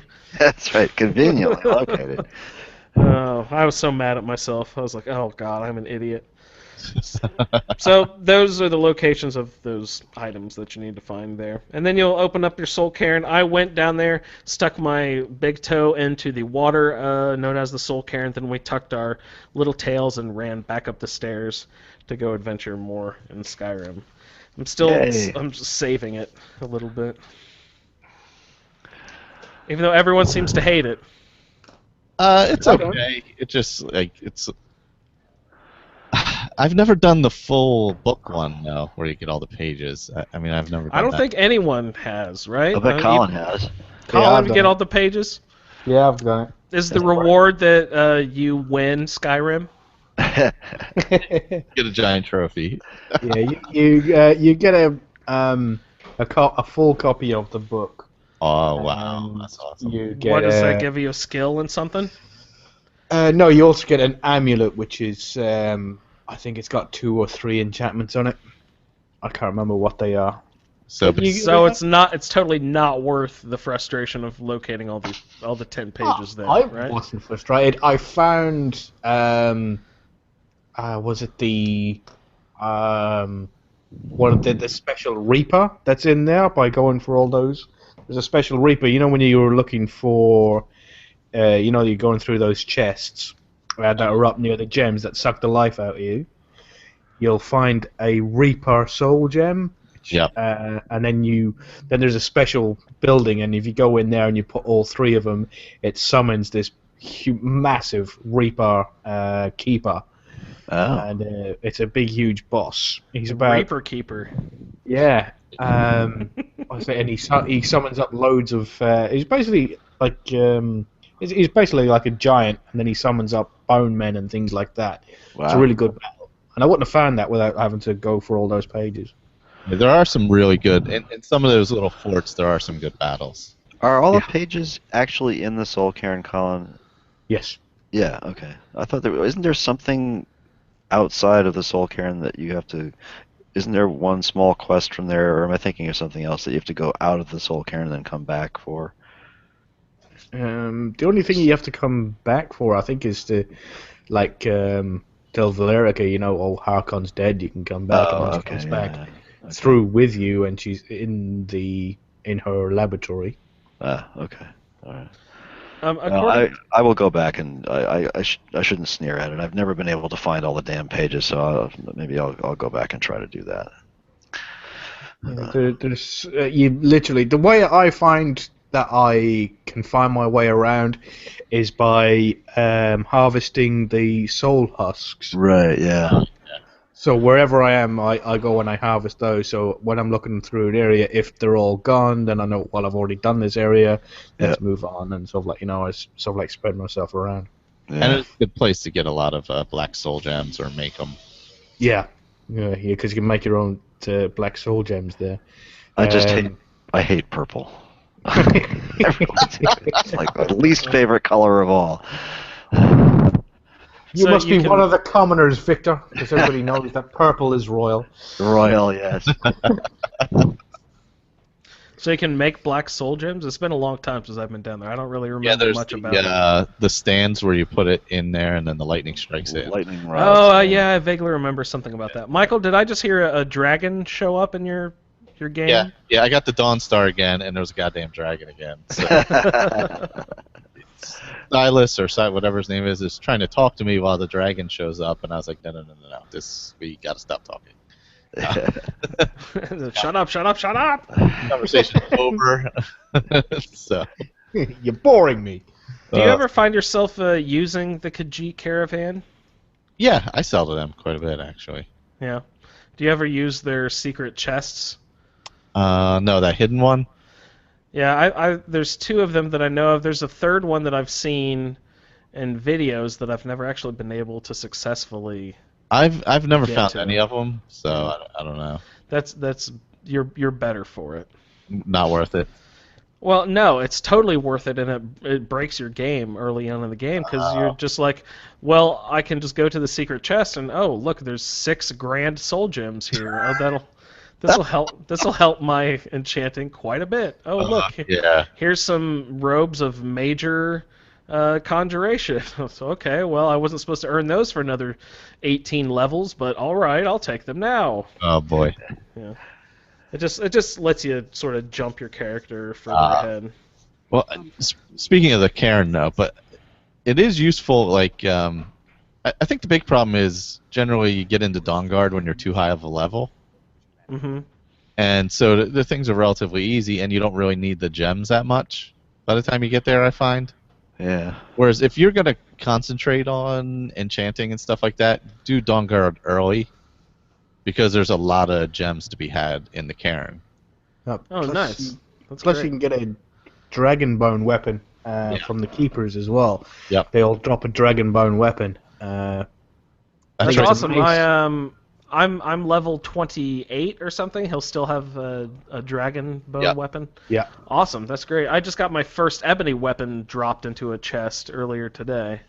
I was surprised I got it at level 28. I thought you'd have to be a little higher level in smithing. No, I think those guys just have them. Period. Whenever you say. Awesome. Well, I'm gonna get me a dragon bone weapon, fellas. Yay! Yeah, because it's definitely better to play at lower levels. That one. Yeah, and I'm only probably 40s or 50s in enchanting right now, and you guys know I like to enchant a lot, so Yeah. this will be good. I'm ready for the soul cairn. Dang it, I'm gonna have a good old time. Is anybody using conjuration? I am. Yeah. Because they got. I've been trying to a little bit, but I need to. Yeah, they got more. some special spells in there. You got. Oh, the You have bone. to look around for the book, so you'll have Conjure Wrathman. I think he's just one step below. Was it a Dremora Lord? I think. Really? you got- Wow. Yeah, Summon Wrathman and was it a Bone Man and I a picked Mist up the Man? Summon Bone Man. Yeah. Yeah, you can get what was in you can there? get all Didn't 3 of them. didn't those two have a morning zoo radio show on my way to work? Wrathman and Bone Man in the morning. Yeah, they're just talk jocks, Yeah. On your way to the soul cairn. That's right. Yeah. Oh, but remember last week when I couldn't not last week, whatever it was, a couple weeks ago, when I couldn't remember the ghost that I saw? Yeah. That ran away. That was the Gjenstang ruins? Yes, the ones near Orthal. Warthol. Yeah. Yeah. Well, I've never been. Well, I was probably there in the past when it happened, but I went in there and the ghost ran away and ran to the other place. I think it was Gjenstang. How are you spelling this? KJ and Stang. KJ and Stang. He just released an album, didn't he? It's off the No, they hook. broke up last year. Going solo. Okay. I think that was the ghost I ran into. That then ran to a shrine and there was some stuff there. Yeah, some bandits were digging up treasure, weren't they? You had to kill them. I think so. Yeah. I'm starting the Mayron's Razor quest since we'll be getting Yay. that soon. Oh, nice. Well, I think we're at a pretty decent place to take a break for the first week. If anyone has anything else they want to get into, I did want to mention how I was kind of confused about Serana's logic about keeping the Elder Scroll out of her father's hands by Getting it out of the cairn. by grabbing it, taking it out of the cairn, and then burying herself with it. I get that it might need to be defended, but Yeah, let's take it out of the cairn. It's been safe for hundreds of years, and then put it somewhere else. and then put it somewhere else. But then the part that part in and of itself is boggling. But just like No, it was the one that she's why, got. Why is she buried with it, Colin? Oh, that's a different one. Yeah. That's Okay. a different one. The one that she's got with her was Harkon. Harkon had that one, Uh-huh. and I thought her Valericus- mother wanted to keep it out of his hands or something. Yeah, she stole it, gave it to Serana, and then buried Serana in what was the name of that place? That cave? Driftwoods, Driftshade. The Driftwood Inn. Yeah. It's up on the mountainside above near. It's not that far Beirut. from Dawnguard. Yeah. So it's up there, and she stole it from Harkon and then buried him with it, and then she took the other one and went to the Soul Cairn with it, so she could keep them all separate. She didn't know where the dragon one was, I don't think. I'm just confused as to why Serana needed to be buried with it, I guess. I don't know why. She was protecting it, I think. Well, because you can protect it by sitting beside it, too. It's not just protecting it, it's protecting her. It's her daughter blood, of Cold Harbor, right? So, yeah, but we don't find that out until like the next few quests. Oh, spoilers. Sorry. Yeah, ruined it. Nah, that's it. Okay, well that's cool. Anybody have any other interesting stuff that happened during these first couple quests for the evening, and Prophet or Chasing Echoes? Crazy lady who's trying to control all the dogs. Oh, yeah. Crazy lady trying to control all the dogs. What does that mean? The crazy lady, when you're going through to try and find Valerica, when you're going through the back end of the castle. Uh-huh. Yep. And you mean the Hellhounds? Not Yeah. Hellhounds. What are they called? Deathhounds? Yeah, Deathhounds, that's it. Okay. Susith and what was the other puppy's name there? Bob, yes. Frank, Bob. I seen his name. He walked past. Well, he didn't walk past me. He pushed me out of the way when I was talking to Dexian. I can't remember it. It's, so the crazy lady with the dogs. What happened? Didrod or something like that. I think it is. But yeah, she's down. She's trying to take control of all the Hellhounds, so they'll turn on everybody upstairs. I don't know. I didn't remember to read the note this time. Well, because I've stopped picking up stuff, so I just killed somebody and then leave them lying on the floor without taking anything off them. So I keep on forgetting to read the notes. They rejected her for some reason, right? And she's very bitter if there's about anything you can count on with the vampires, is that they're really trustworthy. They're not political or backstabbers. No one's going to go behind anyone's. That's one thing. They're just good, upstanding people. They would never scheme. She's going to overthrow the vampires because she controls the dogs. Is she dumb? She's a feral vampire, I think. She's called a feral. Yeah, she is. Yeah. Oh. She's just a nutball. Yeah. Well, she is living at the bottom of the castle. Yeah, she's living in the basement in her woman cave. Her woman cave. I've never run across her. Oh, It's really? like I'll have to wait until it's been a long time. Maybe I did forever ago. Huh. When I did my No, vampire you character. have to. You can't get past her. Yeah. You have to kill her. 'Cause, she's got the lever is right next to her. Yeah, to open that. Oh. It's right at the beginning, Okay, right after yeah. you go in there. So All right, that lady. Yeah. So you can get to that four-way overpass, the crisscross. Yeah. There. Yeah, where you have to go upstairs, Okay. pull the lever, and go back down again, and yeah. Woof.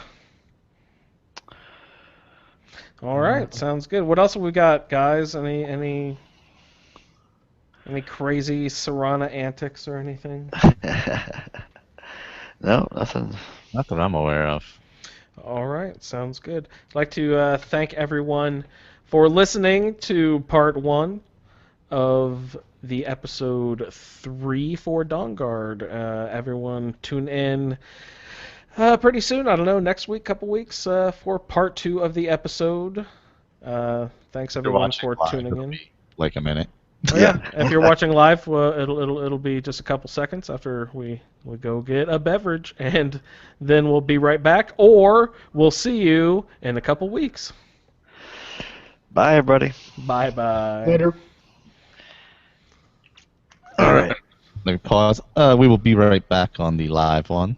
So if you're watching live, we'll be right back. Let me put on one of those be right back screens from. Yeah. Oh, nice. That's great. Let's see. I can pause it, right? After these messages, We'll be right back. we'll be right back. No, it's not. I was like that the fire hydrant peed on the dog. Ooh, he gotcha. Oh well, if you're watching live, we'll be right back. Sorry,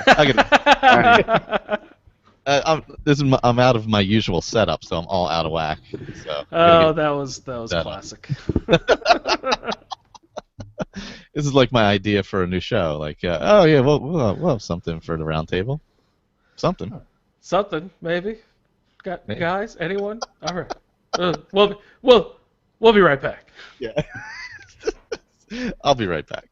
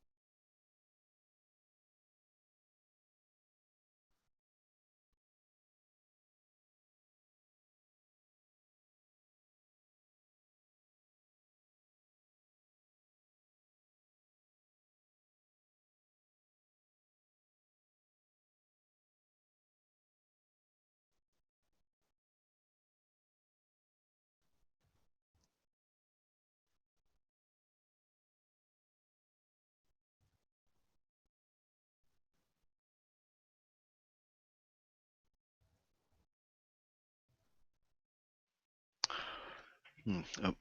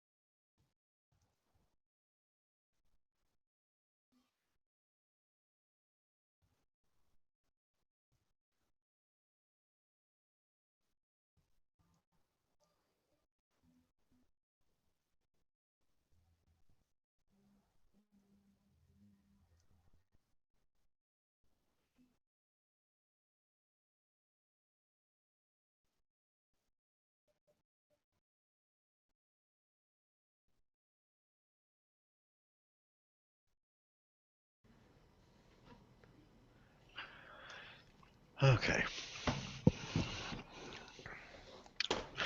Done eating my chips now. Ice chips. No. Whole Foods makes these amazingly good sort of in-house tortilla chips. They're like big greasy things. They're really disgusting and salty, but they're really good. Salt and oil are just yummy. Yeah. We went to the farmer's market this morning, and there was all these beautiful peppers laid out and all sorts of wonderful-looking local produce and sweet corn. Indiana's known for its sweet corn and Absolutely. everything. And I had to walk out with a big bag of kettle corn because I fucking love that salty, sweet kettle corn. Oh, so good. I made a special trip to a farmer's market that I'd never been to before because there was a booth there that handmade local produce egg rolls. Ooh. So we went and tried them, and they were so freaking good. We had egg rolls for breakfast. It was wow. It was delicious. How far away? Just 20 minutes down the road. Oh, nice. Yeah. Yeah, we have tons of farmers markets around here too, so it's very. Get good sweet corn up in Massachusetts way. Oh yeah, that's good corn. I mean, where I live, the Connecticut River Valley is extremely fertile. I mean the soil is dark brown and 4 feet deep. It's just insanely fertile. So anything will grow here. Yeah. Mostly, well, they used to grow. Can you grow an avocado? Well, it's not that kind of zone. Well then, Victor. All right, not anything. All right, this has been Crop Talk with Victor and Andrew.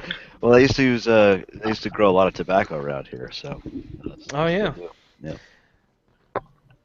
But not tea because you're being taxed on that. Absolutely not.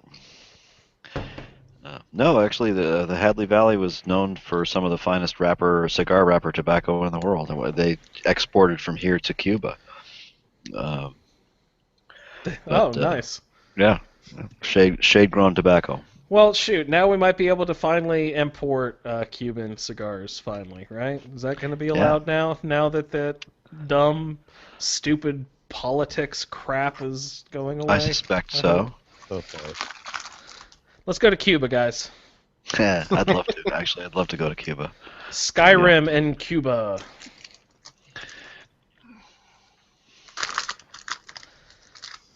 Let's see. If That's me.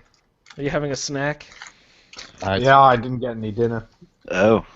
Yeah, I had guacamole. That's what I had. What are you eating? Do you have some weird English or Irish snack that we don't have in the United States? It's a fucking Kit Kat. What? Whoa! What is that?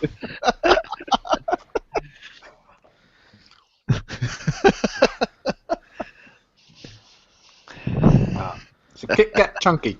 Like Chunky. Oh, Very exotic. I like Lion bars. We don't. Those are. I guess you can find them in cities now here, but those used to be foreign and crazy. I used to like the advert for it. I can't say that I've ever seen it. I don't think. Yeah, it used to be on during Teenage Mutant Ninja Turtles. Ah. You know that I come from the town where Teenage Mutant Ninja Turtles were born. The sewer? No. Victor, you're just in a basement. You're not in the sewer yet, buddy. No, they were born here. Peter Laird had his. I went to Peter Laird's hole in the wall comic shop before he was ever anything to do with the Teenage Mutant Ninja Turtles. Yeah. Yeah. And there's another guy, right? Weren't there? Yeah, Kevin Eastman. Yeah, Eastman and Laird, and yeah, they're both. It originated here. So, were they smart and sort of figured in that they would still get royalties on it somehow, or did they sell the rights to all this turtle stuff off years ago? No, I think they've been making money on them for years. Nice. Good. Yeah. Oh, yeah. Good business-minded gentlemen. Yeah, they're smart guys. Yeah. I'm gonna take a listen to our audios, make sure pretty regularly, and sometimes Dark Brotherhood. But other than that, I don't really go through them that often. So. That's funny because you always do this. Okay, the background noise isn't bad. That's good. Or the game sound. I was worried about the game sound and how it would. No, I like hearing in the background. I heard a dragon roar and something else at one point. Oh, I'll turn up mine then too. You can hear. Yeah, mine. go ahead. We'll have dueling background noises. I'm trying not to play too much. I'm just sort of derping around. trying to remember where I was with my 360 character. Yeah, I did a couple of the side quests. Is everyone back? Are we started? Are we back yet? let me start recording again. Oh, hold on. Pause it. I've never used Audacity, so it's throwing me off a little bit. It's a different function than. I can't believe Audacity's around. That was the program I first used when I started doing audio recording back like in 94, 95 or something. Wow. It's incredible. Wow. Yeah, it's running good, so we'll see what happens with it. Hopefully it's 20-year-old program. yeah, hopefully there's no issues. You'd think they would have the kinks worked out by now. Well, you would think that with GarageBand too, wouldn't you? Yeah. What's up with that 90-minute cap on GarageBand? I don't know, there's That is something not- wacky that is going not on. cool. There's got to be a workaround I'm missing, Yeah. you know? So One box is checked. yeah, there's something. I looked it up. I bought the newer one. I still have my old. I use the old one still because the newer one was screwing me over even worse. I don't know. It was a mess. Yeah. Oh, Caleb just messaged me. Gonna Oh, send awesome. you some stuff tonight. Cool. All right, sounds good. We are recording now. But he has a week or so. He can get it in for next week too. Don't forget. No, we want him to feel the pressure. Definitely. Yes, if I don't know. I think we have 8 people watching. So if you're out there, Are you kidding me? gmail.com is the email. Hi, Mom. Hi, Mom. That is amazing. Have we had live viewers in the past? I don't know. Is this from Twitch? Yeah, I'm That'd be looking from Twitch, forward yeah. to it, so. So people are watching you play, but are they able to hear us speak? Yeah, no, everything's running through there. It's all That's right. Oh my awesome. God. Victor, zip up your pants. Oh shoot! People are watching. Does this mean I can't say fuck? You did it again, Mo! You did it again! Uh, Oh my God. Ooh, yeah. So tell us what you're up to, Michael. I am Mayrune's razoring. yeah. Man, I had Disgusting, Michael. You shouldn't do that in a live show. shouldn't do that. This is a family show. God fucking damn it! I already got I grabbed the hilt already, which is Where did you find your hilt? the hilt. You just go to that guy in Morthal and just tell him, give me the damn hilt. What actually, see, that's not the first one I have lined up, but that's the second one. We'll go ahead and start with this one since you're in it. Well, what's the first one? The first one was the Cursed Tribe. What, Do you guys pronounce that cursed or cursed? I always said cursed Yeah. I usually think of it as cursed. Yeah.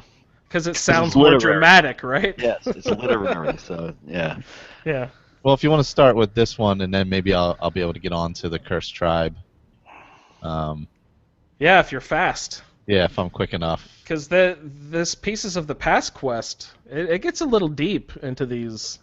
And some of them you just kind of grab, but others I felt like you had to sort of get pretty deep into a dungeon. What was to that get one? into these. The- And the Pieces of the Past, where you're collecting the pieces for the Maroon's razor. Oh yeah. Yeah. The first one is pretty simple. You go to we'll get to that in the show. So. Yeah. The audio show, not the show we're doing now. The audio show. The other show. So you want to start that one? We'll start with that one then. Yeah, whatever you guys want to do. Since you're in it right now. Yeah. Could we do just a tiny little bit of? Let me find it.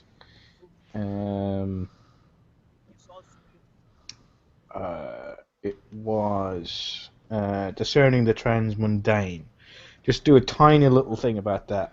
Oh yeah. I know that was last week, but when I went out and Jonaria got kind of fed up after Should about this be 2 on minutes. the show? Huh? I said, should this be on the show? Are we rolling for part Yeah, two? yeah. All right. Well, Andrew started up. Okay. Oh. Ready? All right. Sorry to interrupt you there, Colin. That's all right. And welcome back to the Skyrim Roundtable. Hello. We are the show who blah blah blah and yada yada yada and compares and contrasts and blah blah blah and yada yada yada. Welcome back to the show. This is part 2. We are in Dawnguard, episode 3. So, what are we getting into? Last week we talked about Prophet and chasing echoes for the Dawnguard quest line. And this week we'll be into the Daedric portion of our quest. We'll be discussing Pieces of the Past, the Mehrunes Dagon quest. Is that how it's pronounced? Is it Maroons? Mehrunes? I always thought it was Mehrunes, but Mehrunes. Okay. Yeah, I think the accent's first.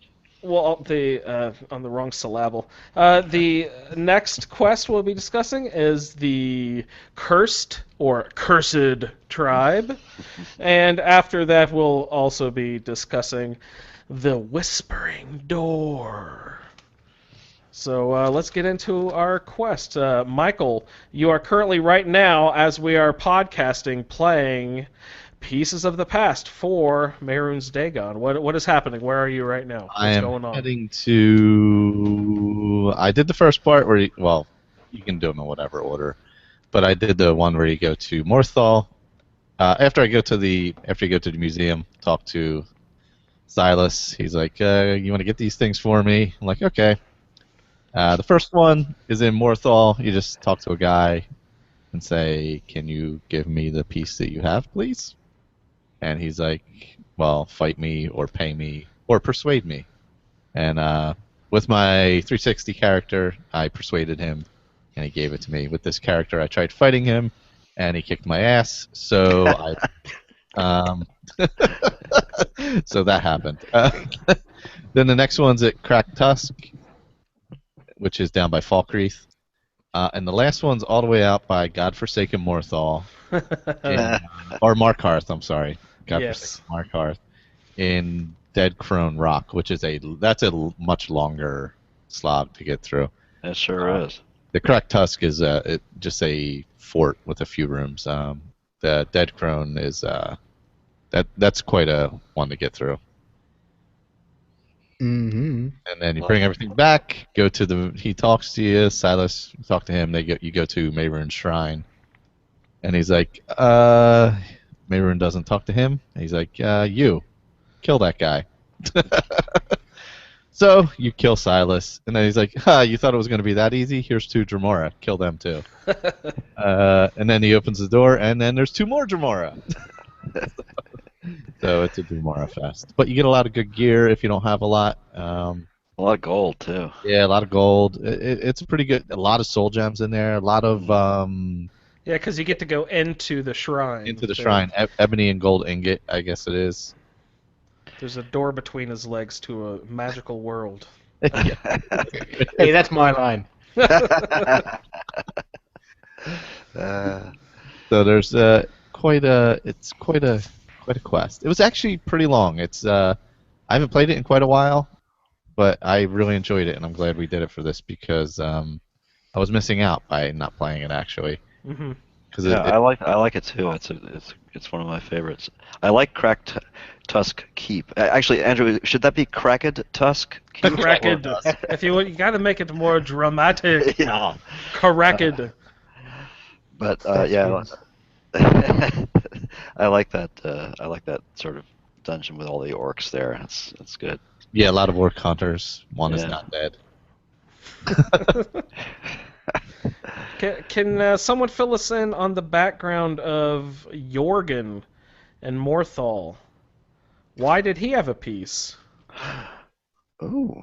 Oh yeah. Oh, it was in his family. They were keeping it away from the Mythic Dawn, or not Mythic Dawn. Mythic Dawn? Yeah, Mythic Dawn. Yeah, Mythic Dawn. That's the. Is it PM Dawn? PM Dawn. Yeah, PM Dawn. I always think of that whenever they see Mythic Dawn. That'd be amazing if that music showed up. You should drop it into the audio version of the show really lightly in the background. Put that in the background. Put a little PM Dawn. Oh, that's so sweet. Every time the Mythic Dawn shows up, it's like, what was that song? I don't even remember what their big hit was. It was, oh god, it was like a really soft rock. Yeah. Basically. Yeah. For those of you who don't know, PM Dawn was a hip hop band, like a really lightweight De La Soul. Because De La Soul was great. PM Dawn. Oh my goodness. And They what were if like you don't know either of those bands? You don't know De La Soul? Wow. Oh, No, he's not unless it from was- here. Yeah, unless it was a band that was fronted by Freddie Mercury, I really don't have any interest in it. So. All right, there you go. Well, I thought Can't that argue. Freddie Mercury had a brief stint in PM Dawn, though. He did was. he not? The Yeah. third member of PM. Right after they recorded for Iron Eagle. Oh my goodness. Iron Eagle 3. Oh yes, Louis Gossett Jr.'s finest moment. Either that or Jaws 3. I don't know which one. 3D. Sorry, which I saw in the movie, by the way. David Oh knows. wow, I'm jealous. Yeah, I did. I saw it in the movies. Like That's great. I don't know, years ago. It's great to watch its rebroadcast on normal television without 3D or 3D glasses now. I almost like watching 3D movie, like old style 3D movies, Yeah. where you had the red and the blue lenses. Oh, those were I all like good. watching those without the glasses. I don't know. I love watching the sort of like magazine overlay, mislaid out sort of effect you get from it, and the shark bursting through glass but not Yes. moving at all. It's just like, or a fish head floating in the screen at The you. fish or whatever. head, yes, that was Oh, amazing. it's so great. The needle, they squirt the water, whatever, out of the needle, like right in your face. I remember- Yeah. yeah, that was a good one. That's a classic 3D trope. Oh, those were so good. They had to exploit the technology there. Yeah. Sorry to go way off track there. But this Jorgen guy was a part of Clan Axebearer, and it had evidently been in his family for 8 generations, and they were keeping the hilt away from PM Dawn, like we had discussed earlier. But so why? Who is this Mythic Dawn clan? Why do they want the pieces of the razor back? Who is the secret of this clan? And okay, let's take a vote here. Better museum tour.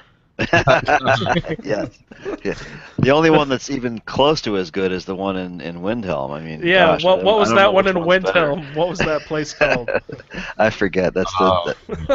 the guy that turns out to be the. Curiosities or Yeah. Curiosities, yeah.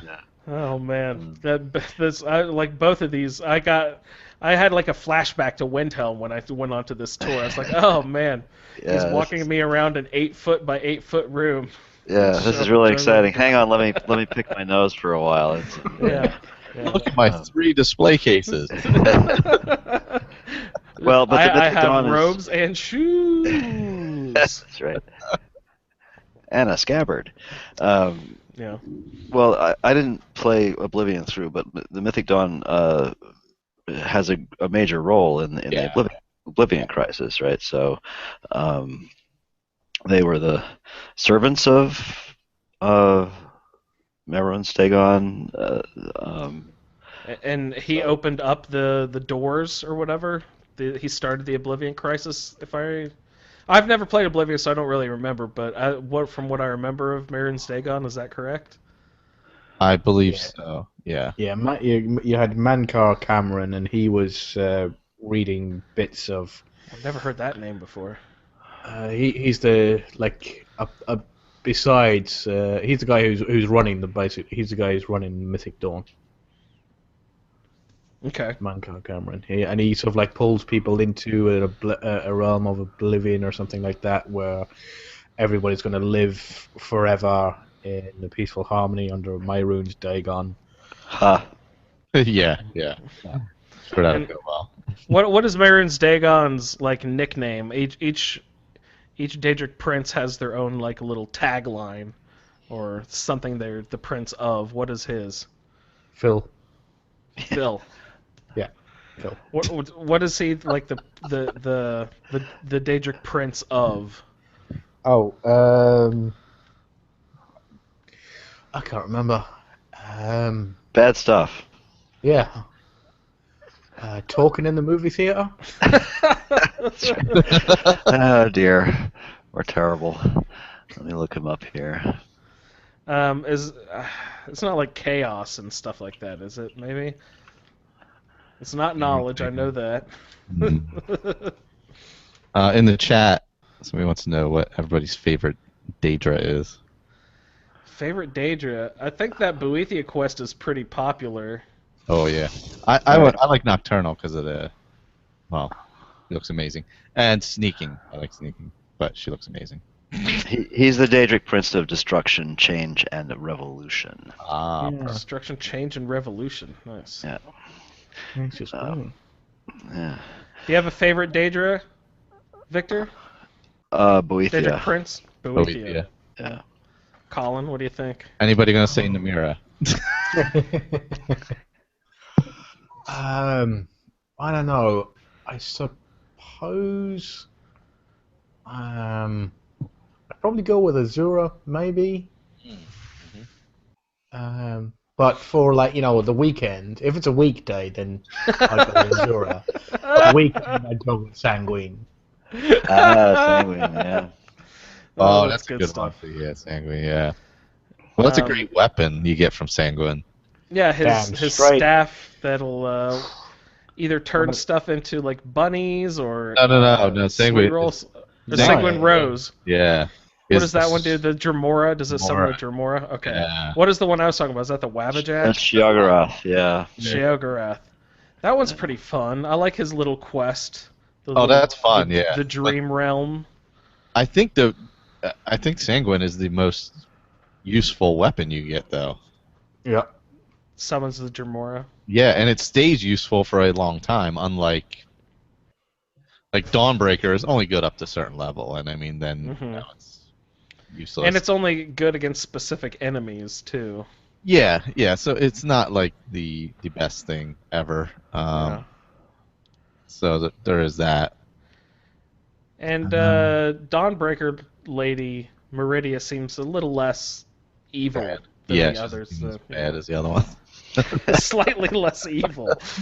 I don't know if I have a favorite. Like Michael and Jess was saying, oh, Namira, no one can like that. But I do love that quest because you can creepy as hell. Yeah. you can go get Verilus and not finish the quest and have an extra follower and go get another follower. You can have, if you're that kind of person who likes to collect a big gang of people together to go out adventuring, then that Namira quest is great because you can go grab Verilus. Nobody mentioned Periite. I mean, the Spellbreaker shield is a pretty good shield. That is a good shield, yeah. Yeah, but Periite's a loser. I know. of all the Daedric princes, he's the guy that they make stand outside and keep watch. Yeah. Everybody else Is that the one where the Khajiit is talking about like the Lord of Pus and stuff like that? Oh, great. I mean, pus is cleansing, you know. Of course. His representative is a skeever. That's right. And his minions puke green slime. And it's wonderful. Oh, yes. But his shield's pretty good. Yeah, I would say the popular answer is probably Boethia. I'm partial to Boethia because of Slythe, but that's just again going back to my favorite character. Although it's something we'll discuss later on in the Whispering Door. That's a pretty cool weapon. That is a good weapon. The Ebony Blade. But again, it's only good for a certain amount of time. Yeah. So I don't know if I have a real answer. I'll say Namira. I ain't scared to be a cannibal. Well, and you have to marry Aola. I ain't gotta do shit. I haven't really used that weapon that much. I used it a little bit after the quest, but I hadn't found anybody friendly to use it against, so it wasn't super useful. But I guess we'll get to that once. Go back to Riverwood. Oh yeah, because you're friendly with everybody. Helped almost everyone in that. You could wipe out the whole damn town. I was looking for Feindal, but I think he's already dead. Oh. Yeah. Because I think he was my follower in the very, very beginning of this character. So, have you finished up Pieces of the Past already, Michael? Yeah, I finished it on my roundtable character. Yes. No, I mean right now. Are you? No, are you I'm currently having- playing. Where are you? In your I'm having a current bit of a time in Cracktusk Keep. Who are you having a time with? The guy who has the piece of the razor. He's hurting me. Oh dear. Is he being a meanie? He's being quite mean. It's not good. I'm on try number 3. Right now. But I'll get there. I think we're gonna bust out explosive arrows on him. Yeah, Dory had a pretty easy time going through that quest. We just did that recently, and she kind of breezed through. But she's conjuring like stone golems and things like that. So Ooh, and I see standing mod, back. of course. Yeah, it's basically the stone golem is Stone the same. golem. No. It's the same mesh or whatever, the same figure as the Gargoyle or frost. something? No, the frost atronach. Oh, nice. But it stomps you to death. Yeah, Nice. I like him. He's my favorite. I like having him around. Except for if you have him in close quarters down in dungeons and stuff, sometimes he's too tall. Yeah, they He get gets, stuck. he gets his big head stuck in the You doorway. just gotta sort of Can't come reconjure him on the other side of the door or something Yeah, like that. yeah. But Yeah, I just blew up Gunzul, who you get the piece from. So. What'd you blow him up with? No, you don't get the piece for him. you get the No, key. I'm sorry, you get the key, and then you have to go downstairs. And get Yeah. get Yeah, the rest I of got much more shredded up in Dead Crone Rock or whatever, trying to get up there. There's briar hearts everywhere, and, Oh, and yeah. Briar Heart. That was like a sledgehammer versus a bag of puppies. It was Oh, an absolute nightmare. that's graphic. All right, bag of kittens. no, not kittens. Oh, bump my mic. I'm sorry. Yeah, no, he just absolutely. And I was only on. Was it not the mage one? The mage one, we trounced. It was the dual wield guy. Oh, yeah. Absolutely obliterated. Just couldn't get him more than he could. If he hit me twice, I was dead. Oof. I think it was only on master level or something like that. It was just. What am I playing on right now? I might have to lower it just to get through the quest a little faster. I'm playing on master. So I'm gonna drop it just Yeah, there. bump that back. Crazy. I'm gonna go to what are you expert. doing? I like playing. Well, because my other one I play on legendary, but when you're at low levels, expert's pretty challenging. Yeah. Yeah, it is. I stick to expert most of the time. I like to have fun. Yeah, you like to actually get through stuff. Yeah. Yeah. Speaking of difficulty levels early on, everyone should be watching Colin's legendary playthrough, Dead That's is all. Dead videos. Legendary Dead is Dead, and he's made, 12 episodes now? How are you still alive? It's funny you should ask that. Uh-oh. You're maybe not anymore. Oh no! Lucky Was it at number least 12. was it at least a valiant death? Was it well earned, or what? It wasn't like me where I thought, "Oh, I can make this jump." No, I kind of died fighting, kind of. More of died planning. Or because Oh of planning. no! Basically, a worst time to plan backfired on me. So, Oh dear. Oh no. So yeah, that in episode 11, the troll played a pivotal role there. Oh, So after a real, that was a real tough battle, that troll. Uh-huh. So I was like, do I want to go up and face the frost troll? I was like, let's go into Shroud Hearth Barrow first, and maybe we can level up some, or maybe find some equipment that's going to help us out in the fight. And so, Oh no! never know. Maybe if we went up the mountain first, we may have gotten to see the Greybeards, and then sort of carried on the quest that way. But we didn't. We went into Shroud Hearth Barrow first before we went up the mountain. Did a Draugr get you? Or a trap? Oh, it better not have been a trap. That's embarrassing. Oh man. One is swinging gates. Oh no! Or a log from the ceiling. You'll have to watch. Yeah. Oh, I'll hold my breath till then. Yeah, a legendary Dead is Dead is that's pretty challenging. I was going good guns and I was enjoying it. The only thing is, I'm not retiring the character. I'm going against the grain, and I'm not retiring the character because I had way too much fun. So I'm going to morph it. So it's not going to be a legendary Dead is Dead anymore because obviously it can't be because he's dead. I might morph it into using the same character as Carry On, and then restart doing Shroud Hearth Barrow, and then do Dungeons of Skyrim, where I just walk into a dungeon, and like the start of the video is just walking through the door, and then just going through each and every dungeon. No, none of the quest crap of like talking to NPCs or anything like that. Just walk through the door of a dungeon and then just travel through that whole thing and get out the other side, get the word wall, and beat the boss, and that's it, finished. I might do that fun. all over. Yeah, do that all over Skyrim. Dungeon chat. That'll work. Dungeon chat. All right, I have to grab a carriage out to Markarth. Out to Markarth. Yeah. Oh, to get your. Yeah, I gotta get that. Oh, yeah, you're going up to. I really had a hell of a time finding it, though. Is it Dead Crone or Dread Crone? I think Dead. it's yeah. Dead Crone. Dead Crone Rock. It took me like an hour to find the goddamn place earlier. I don't know why. I know this isn't the Fallout feed podcast, but it's probably just because I'm still getting used to navigation there, but I think it is much, much harder to get around in Fallout New Vegas than it is in Skyrim. Like, it's probably just because I'm used to Skyrim and I know how to manipulate the landscape to jump up stuff. Oh, yeah. But there's a map marker that I'm trying to get to in Fallout New Vegas that I can't find the damn thing because this mountain range is in the damn way. I tried to go all the way one direction. I tried to go all the way the other direction. I can't get around this damn mountain range. Oh, I'm so mad. Anyway, sorry about that.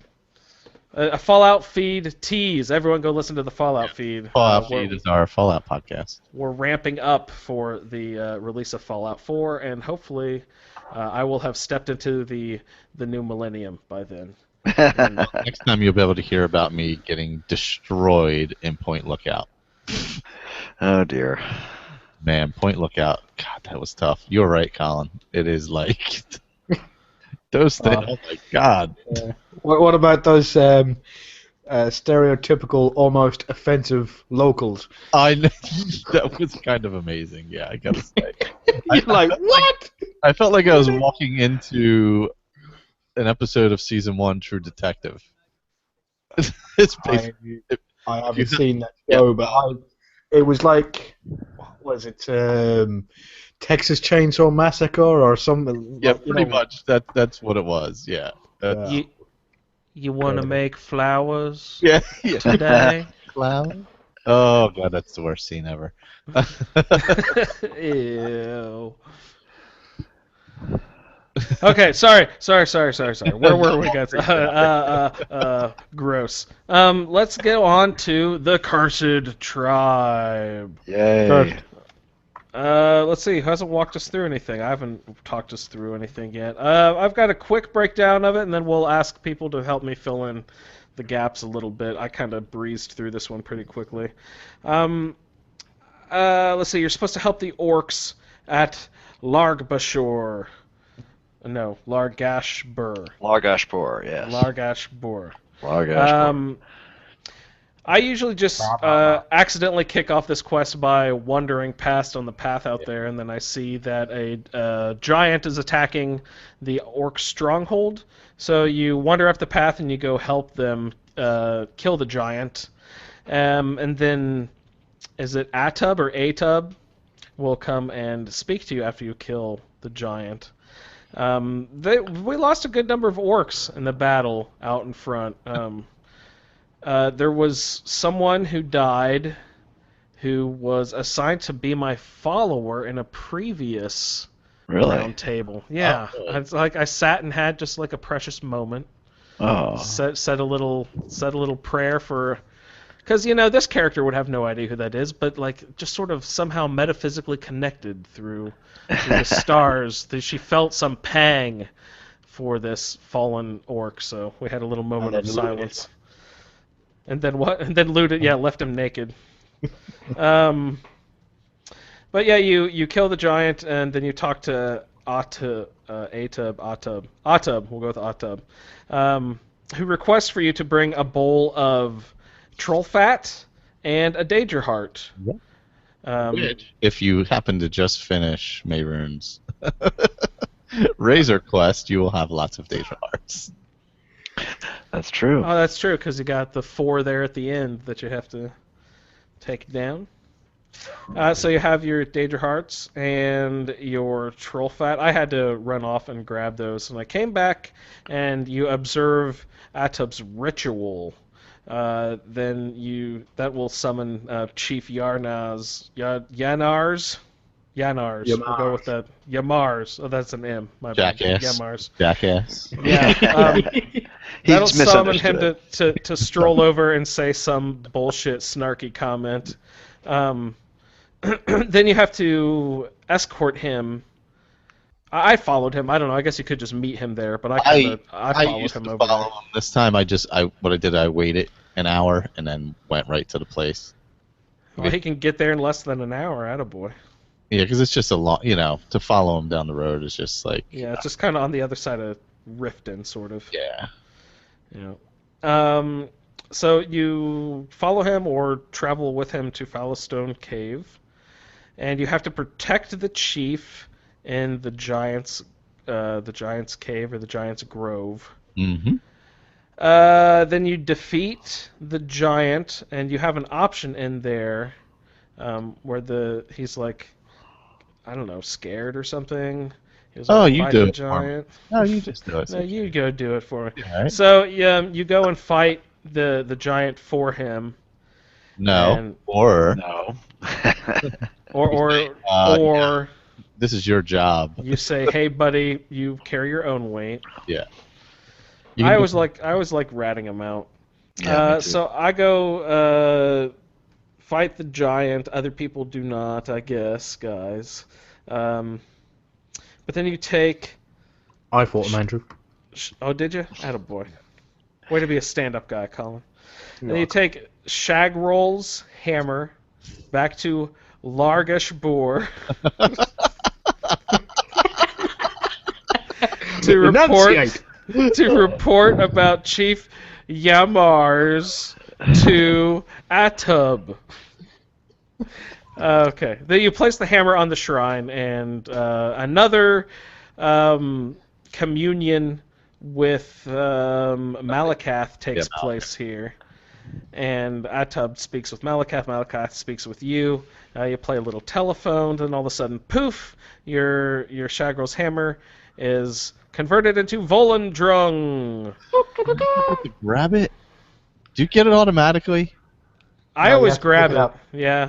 Don't leave it there. Pick it up, or it's like that one. Damn it! I gotta go back and get it. I hope it's there. Son of a bitch. Yeah, it'll be there. I always feel guilty about taking it, honestly. Well, it's not marked steel. Take No, everything. That's my view on it. I Well, love he does walking. basically say everybody in that camp sucks and they've got to work hard to be able to, earn his trust back. So none of them deserve it. Yeah, it's not like any of them have earned it. God damn it! I gotta go back there and get that thing now.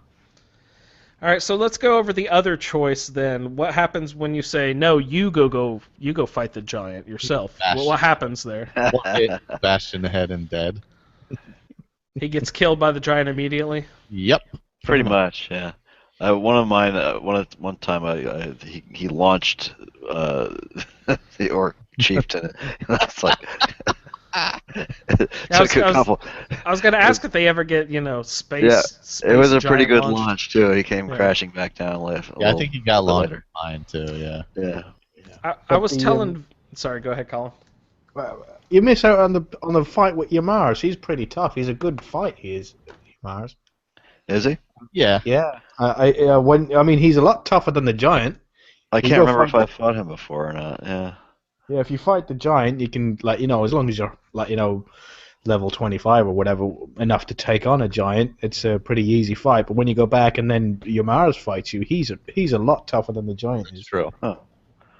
Which is ironic since he gets Yeah, in one shot. yeah. He gets like swatted in one hit with the giant. Oh my god. I forgot to save and now I'm all the way back at Oh no! Crack Tusk again. Everyone learn your lesson.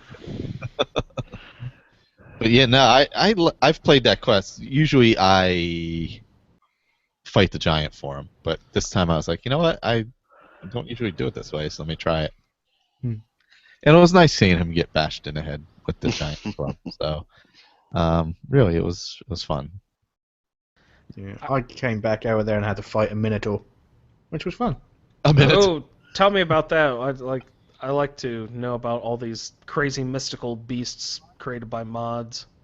Yeah, it's some guy who made a giant and stuck a cow's head on it. Ah, nice. There you go. Fantastic. Yeah, it's just a giant with a cow's head on it, and he carries around a big axe, and you fight it just like you're fighting a giant. But it was very well done. Is there one placed in Labyrinthian? No, this is added by a mod, I think. No, I'm just saying. I always thought that would be appropriate to have one inside of a maze. Oh, okay. Sorry. Yeah, wasn't following there. No, it's fine. I'm dumb. What else of the Cursed Tribe? What are some of the things I sort of glossed over? What are some of the good details in this quest? What did you guys get into? It's not a long Not quest. much. That's about it, really. It's pretty bare. I Not don't as- like that you can't fast travel out of the Giant's Grove, even though it's a big open sky above you. Oh yeah, that's right. You can't. No, you have to go back out. You can. It's easy to forget that other giant in the cave too, in the back of the cave. I don't even know if I knew that. Do you have to kill both of them? Obviously not to complete the quest, because You really only have to kill, I think, the main, the named giant at the end, right? Yeah, there's 3 total, right? There's 2 in the cave and Yeah, there's 2 in the cave and 1 at the end. The named one at the end. Yeah, I think you got a couple of hawks flying around the top of the cave, and because I think the quest is that he wants you to get through all past all the giants, so you don't have to. I don't think you have to escort him from the camp, the orc camp, to the cave. You just have to meet him outside the cave and take him through there, and that's where you're escorting him. And then you get to the middle bit where it comes out in the open air, where the Malakath shrine is, and then kill that giant. Yep. Did you say there were hawks in the air? Yeah, inside the cave, because I remember killing one in there with a bow and arrow. Took me about 45 minutes. Hey, you vampire guys who've gone to Castle Volkihar, have you taken the time to try to shoot a bone hawk out of the sky? Has anyone made the bone hawk amulet yet, or can tell me No. what that does or what it's for or anything? I've done it in the past. I don't know what it's for. Yeah, I still haven't no. created the stupid shell bug helmet, so. No, me either. I'll have to do it soon. You'll have the chance soon. Just don't forget a pickaxe. I always got one with me. Yeah, definitely. Definitely always have a pickaxe. Will you give me the heads up when that? Will it be obvious enough? Will it be obvious enough where I won't run past them or something? Oh no, you'll definitely run past it. It's hidden in a secret part of the cave, and you only find it. I will obviously miss it then. You better give me a heads up when we're gonna pass those guys. Yeah, it's when you're doing touching the sky, so it's not next episode. It's the episode after when you're running through where all those farmer areas are. In episode 5. Okay. Yeah. Speaking of episode 5, I think the Boethia quest is scheduled in there, but I don't think we can do it if we have Serana with us. We'll have to do that one on the last episode after we complete Dawnguard and then get rid of Serana and then go do the Boethia quest. So I'll probably change the schedule a little bit and switch a different Daedric quest instead of the Boethia quest on episode 5 there. Yeah, it's probably simplest because we won't be able to do it before then anyway. Yeah. And Lord knows I just kind of tossed up the side quest and with Reckless Abandon and was like, oh, yeah. So I did do a lot of the ancient technology ones. Oh yeah, what level are you up to? I think I'm up. I've gotten the ice bolts. I think I'm up to the Dwemer bow or something. Hmm. So I've done quite a few of those. Gotten pretty far in that. Yeah, I've done the last one I got was the advanced Dwemer schematic or whatever it's Yeah. called. So I can't guarantee that I am done, but I think that was the last step, unless there's some more bolts. Is there another bolt? Like I'm not even sure if there's more bolts or not. Is there a firebolt or something? I think that I've gotten all of those. I'm just ready for the It's not Ariel's bow, is it? Is that the one that Ariel's shoots bow, out the yeah. sun? I'm ready to play with that thing. That is fun. You also get Oriel's shield as well for you, Andrew. Oh yeah? Will I get Ariel's bow, or is that from the vampire side? Because that blacks out the No, sun, Ariel's right? bow is both. It's Both, yeah. Both sides. Okay. west, yeah. What does the shield shield is do, Colin? Or hidden Victor? there, isn't it? Yeah, you got to use the paragons. You kill the Yeah. was it the frost giants? You get the paragons off them, and then you put them into a special place, and it opens up a teleport device, and it teleports you to different areas that you can't get to without it. And, Oh yeah, yeah. And then once you get to one area, it's like a little forest, and it's all like these like pine trees covered in snow. It's quite beautiful. And then what's it? You have this like humongous farmer warlord in there somewhere, or warmonger, and he comes out of there and he starts kicking your butt. But if you look around there, right at the back, you find Oriel's shield, and it stores up energy the more that people hit it. And then once you use a power bash, it releases it like a Fusroda. Oh, nice. That does sound really fun. And my character's one of the emphasis is block, so Yay! that sounds good. Have you been? Gopher used that shield a lot. I mean, he Yeah. one of his. That's awesome. Yeah, I'm excited for that shield. Hey, give me the heads up when I'm supposed to look for that too, Colin. No worries. Have you been? I'll forget these things. Sorry, Michael, go ahead. Oh, have you been using the blooded targe? No, I've been using a Dawnguard shield that does extra bash damage to vampires.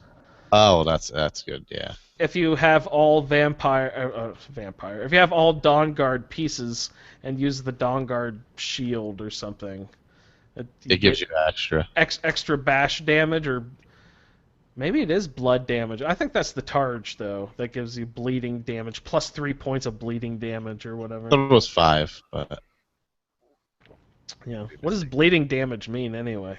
it's just extra slow damage, I believe. Yeah. Yeah, they Over they lose time. health. Yeah, over time. Okay. Yeah. All right. Oh, what'd you get? Force Dead. one. I used That a boy. was Force one. Was that a shout? No, that was them going ugh as the arrow hit. Do you guys turn off your kill screens, or do you watch the kill scenes? I leave them on. Yeah. Yeah. I leave them on because I like being disappointed when I miss. I love it when they zoom in when you miss. That's hilarious. I love when I know I'm missing and it zooms in and I'm like, man, What are you doing? I gotta watch this. I know I'm not even close. They're just rubbing it in. Yeah, this is just not fair. So did we get through the cursed tribe well enough? Yep, well enough for me to know that I have to go back and get the goddamn hammer. Yeah, go get the hammer. Michael, for your information, Volendrunk can be improved with an ebony ingot, Oh, nice. and it also has a similar perk that I believe the long hammer does. It swings faster than most warhammers, so you can look forward to that perk when you go pick up your Even lovely though it's hammer. giganimous. Yeah, it's like It swings at the rate of the sword, oh, that's the nice. two-handed sword. So it swings a little faster. It does the hammer's worth of damage. So And it's And- was it absorb 50 points of stamina, isn't it? Yes, it is a stamina absorb. No, yeah, it's not stamina damage. It's stamina absorption. Yeah, because I used that. That was my dragon killing Warhammer. That one, because you never stop. Yeah. You can just power hit non-stop with that because you keep on sucking up stamina with it. Oh, that if is you nice. if you keep doing a stamina attack on a dragon, does that affect their ability to fly away? To take flight again if they have lower stamina? I don't know. Yeah, I don't know. I don't think that happens until they get down to like quarter level. Yeah, when they get further down, then they can't get. Yeah, but that's on the health. We never get to see the opponents. We only ever get to see their health meter. We don't get to see the opponent's magic or stamina meters, but they get to see ours. What's up with that? True. Cheaters. All right, yeah. So Volendrung, get your ebony ingot, and prove that thing, and get your smithing perk in the middle of the tree. What is that? Where you can improve magic items. Your arcane smithing. What is that? Level 50, guys? 60? No, it's 70 in the vanilla 70. game. I think. That's No, I think bullshit. 60. 60. Okay. Yeah, let me look real It's quick. way too high. I think that's It's pretty high. yeah. Most of the modded perk overhauls lower that a bit. Yeah. Yeah, it Skyrim puts it down at 40. I think I forget where Spurg puts it, but it should be lower. I think it's way too high. Yeah, I think 40, 45 is pretty fair. Yeah. It's a little high for it. By the time you get to 60, you're pretty far into the game, and Right, you don't need it anymore in a lot of ways. improving those weapons that you would get from the outside really, isn't that critical. Because if you're enchanting it, you can just improve it and then enchant it afterwards. So really, it's only for things you find in chests or whatever. So Yeah. if they're not, if they're not that useful, if you have to wait till 60, you're pretty. Well, although you can grind pretty early and beat level 60 smith. Yeah, they took away your iron daggers loop though. Yeah, but It's too the bad. jewelry's. So- I mean, the jewelry's where. Jewelry's pretty much almost a cheat in and of itself. Anyway, you're right. Yeah. Go get Especially good. Yeah. Go get your transmute. and jewelry. Halted stream. Is that the camp? Yep, halted stream, transmute, jewelry. Yeah, that's I use, that's pretty much the modern day way of cheating through smithing. I use dwarven bows. Make lots of dwarven bows. And what is the most effective weight ratio to ingots produced piece of dwarven metal that you're supposed to be collecting? For a dwarven bow, it's all it is 2 dwarven ingots and 1 iron ingot, and that makes a bow. But what piece of dwarven metal that you can collect produces the best ratio of weight to sure. dwarven ingot? Is I it the thought that- solid? Is it the I think solid it's metal solid one? metal one. Yeah. That's 25 weight, but gives you like 5 ingots, maybe. No, there's ones that are 2. It's the big round one. It weighs 2 and it gives you 3. Really? Ooh. Yeah. That's by far the best one. What do you have any idea what that's called? The big round one. It's Dwemer plate. Yeah, it's a large demo. large dwarf plate. Okay. Large Yeah, demo plate, I think it is. I remember at some point reading something where if it begins with the letter D in Dwemer, then it cannot be used to be broken down into ingots. But anything that has a descriptive word before the word Dwemer, then that can be used to break down and be made into Dwemer ingots. You've Is got that to- true? Like yeah, the you large Dwemer strut, that can be used, but Yeah. the Dwemer plate cannot be used. You got was it bent dwarven plate? I think it's got, and Yeah, that's it. Oh yeah, it has like a little notch cut out of it, right? Yeah. But it's round. Okay, Not like that only weighs 2, but you get 3 ingots out of it. there's one of them that you weighs only 2, and then you melt it down, but it gives you 3 ingots. Wow, so that's the one you want to aim for, and then build your dwarven bows. And that gives you the highest percentage of efficiency for smithing, you think? I have no idea. I just prefer making dwarven bows. Oh, you just like them. They're I just just like shiny. them. Yeah. Mm. They sell It's well. pretty cheap, and you can get like tons and tons of dwarven metal, from any dwarven ruin. You can get loads of it, and you don't have to spend a ton, and you don't have to do loads of mining. You get the fun of going through a dungeon. You pick up all that stuff, give it to your follower, then you And just soul buy loads of gems too. yeah. So plus, if you're high enough level, you once you make the bows, you go and then improve them up to legendary, and that gives you a big increase as well. So That is true. Then you enchant them all and make a crap ton of cash. It's a vicious cycle. That's how pack rats are created in this game. yeah, it's a disease. We need funding to be able to. That's right. Yeah. Skyrim hoarders. I'm sure that's been done. I hope so, because everybody does it. You see that one video someone did with the person who had like 12,000 sweet rolls in their living room or something? Or wheels of cheese or something like that. Yeah. Oh, such. I just good started, stuff. well, with my roundtable character, I just started selling stuff to Gilfrey, who's my wife. And like, she had no money, and I was just like, I don't care, just take it. Just take it all. I don't want any of it anymore. Just take everything. So I was selling her like $1,000 bows, and just like, I don't care, just take it. I can't carry it around anymore. I've been trying to sell to black market, but he only has like 20. Usually, he has about 2,000 gold. Yeah. I blow through that so quick. You know, when you're higher level, those items are so expensive that you blow through it so fast. And the only thing I'm buying from him is arrows. And he usually only has like 10 Daedric arrows at a time. Or, ebony, whatever he happens to have on him. It's usually Daedric or ebony. So, yeah, I buy 10 of those, but then I have like 80 things that are all worth 500 gold each. Hard to get rid of all of it at once. Yeah, so I was just like, you know what, I'm just going to sell it to my wife. She can make some money off of it. It'll be good for our house. If you want to do it in a fun way, get yourself a really good follower, like a good house car. Go into a city, drop it on the floor, and then when one of the NPCs comes to pick it up, your follower will kill them for you. Oh, really? I've never done. I will have to do that. That's a good idea. Some people pick it up and then give it back to you.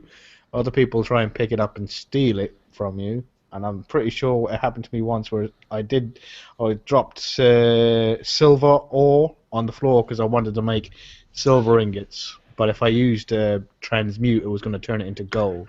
So I had to keep on dropping the silver. Yeah. Oh, wow. Because they don't stop. You can't like make 80 silver in a row. You have to turn it silver and then drop it. So you get to be able to make. You can't convert it to. Otherwise, if you didn't drop it, to convert it to gold. Yeah.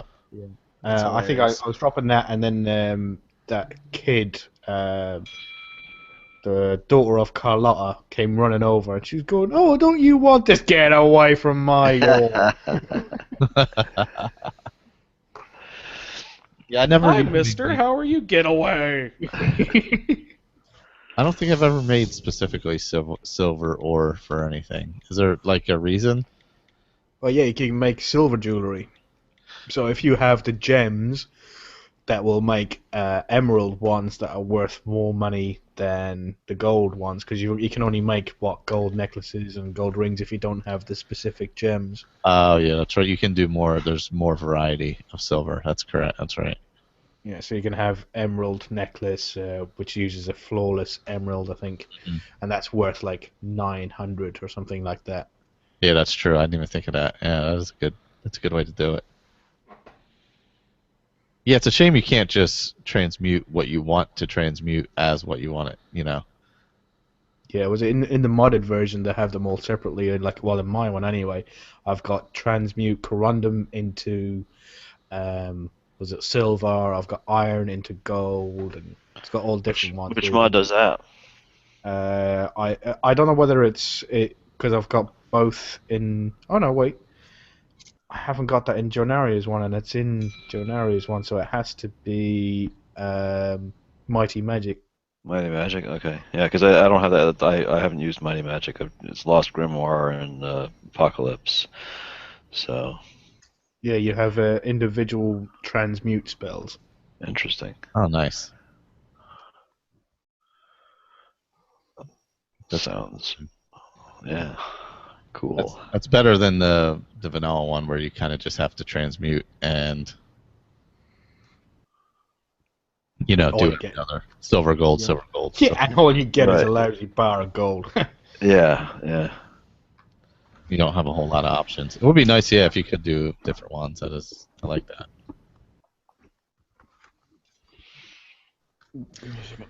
Okay, I'm sorry. I'm on a different lead the conversation astray here, but I was just looking up the Bonehawk amulet for some reason, and Yeah. I'm dumb because I was like, oh, it doesn't have any enchantments on it. Of It's course just it doesn't, because exactly. you have to make it, dummy. Yeah. Yeah, it's just a necklace, basically, right? Yeah, that's so dumb. And the Shellbug helmet, I was like, ooh, I wonder what strange and mystical powers the Shellbug helmet will give me. Nothing, you dummy. You have to build it. It's just all this. It's just a helmet. Yep. It looks cool, though. They do look pretty cool. Yeah, they look really good when you're in all the heavy Falmer armor as well. They look Yeah. pretty Oh, intimidating. Plus, I think it's the same armor rating as a Dragonbone helmet. Oh, is it? Oh, nice. Yeah. Oh, wow. I didn't realize that. It's got armor of 22. That seems pretty high for a helmet. That is pretty high. Value of 600. What is Ooh pretty la rare, la. though. Yeah, are there 2 places you can pick it up? Or just one? Yeah, you got to mine it from a Shellbug. Yeah. And the materials, Shellbugs and are then- only in 2 different locations, is that correct? Yeah, And when are you they're quest locked, right? well, yeah, you need to be doing was the Dawnguard the touching the sky, where you're going through the veil. Yeah. So you first when you go and speak to is it Gelliburn, or Frank, the snow elf? Gillyweed? Yeah, that's him. And he sends you through to go into Dark something cave, Darkfall cave, I think. I think so. It's the one where you fall inside a cave. Yeah. Darkly. Throw it. And once you get out the other side, you go through one of those teleporting shrine things, and you get the opposite end, and you come out into the Vale where you find those special panthers and the special deer. And as you're walking through there, if you veer off to the right, you'll come across a Falmer cave, and you go inside the Falmer cave, and it's got a couple of Falmer in, but mostly it's full of Chorus. And you need to kill all of them, and once you kill everything, you get real quiet, and then you can hear this very soft trilling in the background. And you're like, what the hell is this? And then you'll find some handles up on a platform up to the left. You pull that, and it opens up a secret panel. And you go through there, and then there's a shell bug right at the very bottom sitting in there. And it doesn't do anything. It's a giant bug that doesn't move. And then you get your pickaxe, and then you mine it alive. It doesn't move? No, it doesn't move. Does it wiggle at you or anything? How do you know it's a living thing and not like a rock? Because it looks like a giant bug. And it trills. It makes noise but doesn't move. Okay. Yeah. I need to find this damn thing. That sounded really hard to find. Yeah, when you're in there and you've killed everything, you can hear it quite clearly, and then you're like, was it if you have detect life, then you'll be able to see it through the wall. Oh yeah, that's one of those I always forget about. The detect life shout I love. What is Like when you're an what archer. is that one called? Aura whisper. Aura whisper. Aura Whisper. Yeah. Yeah, as an archer, it's great because you can, be quite a distance away. And Is it at least shouted quietly? Is it whispered, as in the name would imply? It's pretty quiet. It's like, what's Yeah, because you wouldn't want to you wouldn't want to tip off the things that you're searching for. You're Yeah, like you would totally lose your advantage Yeah, that would ruin the whole purpose of the shout. of the shout. Yeah. Yeah. Yeah, or a whisper. There you go. Yeah. Whisper. It's one of those ones. It's kind of like. Yeah, I just opened up shouts. It feels like it's been a long time since I played with shouts. We did most of the Civil War without having to open up dragons and. Yeah, I haven't done a lot of. I don't use the shouts a whole heck of a lot, to be honest. Yeah, I don't either really. I started using Foos today Bad that just way. because we opened it up. Oh yeah. Had I mean, opened other it up than for what the you Whispering need, Lady. Oh, you know what I did use? Mayrune's Dagon. I used the Call Storm shout. Ooh, that's fun. That has all the lightning, right? Yeah, against Comes down. Udramora. So that was quite helpful, actually. Nice. Yeah, that is a good one. I picked up Cyclone earlier today because I'm up in Sol's time. Blast, 'cause it's so silly. Wee! Yeah, everybody just goes, whoa! I meant to mention this to you, Michael. When you're on Soul Time, have you ever picked up Cloak of Winds? No. What is that? It's like a cloak spell, like a flame cloak, but it's winds, got and it spins cyclone around winds. like the cyclone, and it makes enemies jump into the air and fly around. That is awesome. Yeah. You get it. The Whirlwind Cloak, it's called. Yeah, you go to Neloth to get it, but it's like a quest where he sends you off to, when you get the staff and you get this like the Briarheart stuff and all that sort of stuff. You keep on doing that, and then he'll learn it, and then he'll give it to you. You can sell it from. I think you can buy it from. What's his name? His assistant, whatever it is. Telvis. Oh, yeah. You can buy Yeah, it from him after a little while. It means it's a cloak spell according to the UESP here. When you said the Whirlwind Cloak, I thought it was going to be like a vest that you put on that just had like. That would be even better. It just had like a piece of clothing that had this enchantment on it. I was like, oh man, that'd be awesome. That'd be great. Anytime you go into any sort of building, you're just fucking up people's homes. What are you wearing? That's just my wind vest. Oh. Oh, that's cool. No, but it's still fun looking. That's a neat looking spell. In case you're wondering, I'm dying over and over and over again right now. Where are you now? Are you still in Damn drone drag. What's a crone rock? Whatever the hell. Crone Rock. I Yeah. almost said Darkfall, but that was that other one we were talking about. Yeah, no, I'm at the end where I gotta get it, and there's a Briarheart and a Hagraven, and I'm just getting blasted. This Hagravens just blast you in the face relentlessly with the, like fireballs, man. Pretty much what's happening, yeah. They are crazy. I'm watching it here.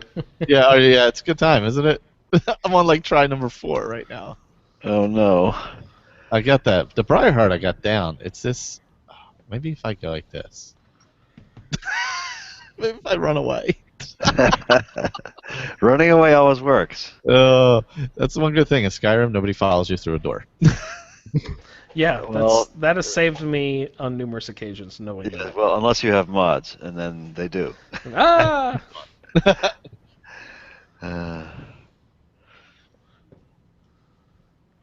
So, I think the video from Twitch is a little bit behind what you're doing, Michael. yeah, I can see that. Yeah, I have it on my laptop. I have the video on.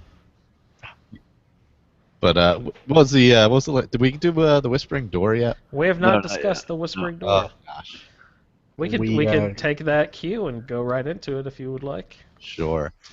This was the shortest quest in history.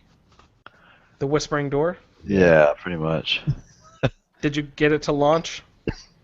Yes, yeah. Okay. You just had to be level 20, and go talk to the lady in. I can't remember the name of that bar. The Hulda. Bannered Mare. Bannered Mare. That's it. Hulda, yes. Hulda. Yeah. Not Still and hasn't she's fucking not. retired yet. Yeah, just do it for once. Does she always make comments about needing to retire? Yes. Yeah. I'm gonna solder into your solder. I had to ask her about 5 times for her to actually trigger the damn quest, and then I had all kinds of crap in my journal that I was trying to avoid. But yeah. Well, I was fortunate on this playthrough that I'm on Twitch. She gave me Dawnstar and the Whispering Door within 3 tries, so it wasn't too bad. Oh, she can give the. You can give that as well, yeah. Really? I thought you had to get a courier. Oh, okay, that's cool. She can, thankfully. What's the Dawnstar courier? What for the house or for what? Mayrunes. Nern Stegon. Yeah, that quest. Yeah, the dagger. Mm-hmm. Yep. I thought that had to be delivered by a courier. I guess you can too as well. Interesting. Cool. All right, we went with explosive arrows. The hag rate instead. Good for you. But yeah, no, that quest, I mean, was really, really short. Basically, you talk to her in the bar, you go talk to the kid, who's weird as hell. Who is the kid? Nekir. Is it Nekir is the one? Yeah, he's one of Balgroof's sons. Yeah. Nelkir, I believe. Nelkir, that's it. Yeah. So he's creepy as anything. Why is he creepy? What's he saying that would make you feel that way? I forget what he said exactly. Wasn't he talking about like murdering his parents or something at some point? I don't know.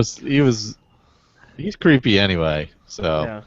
He's obviously under the influence of a Daedric prince.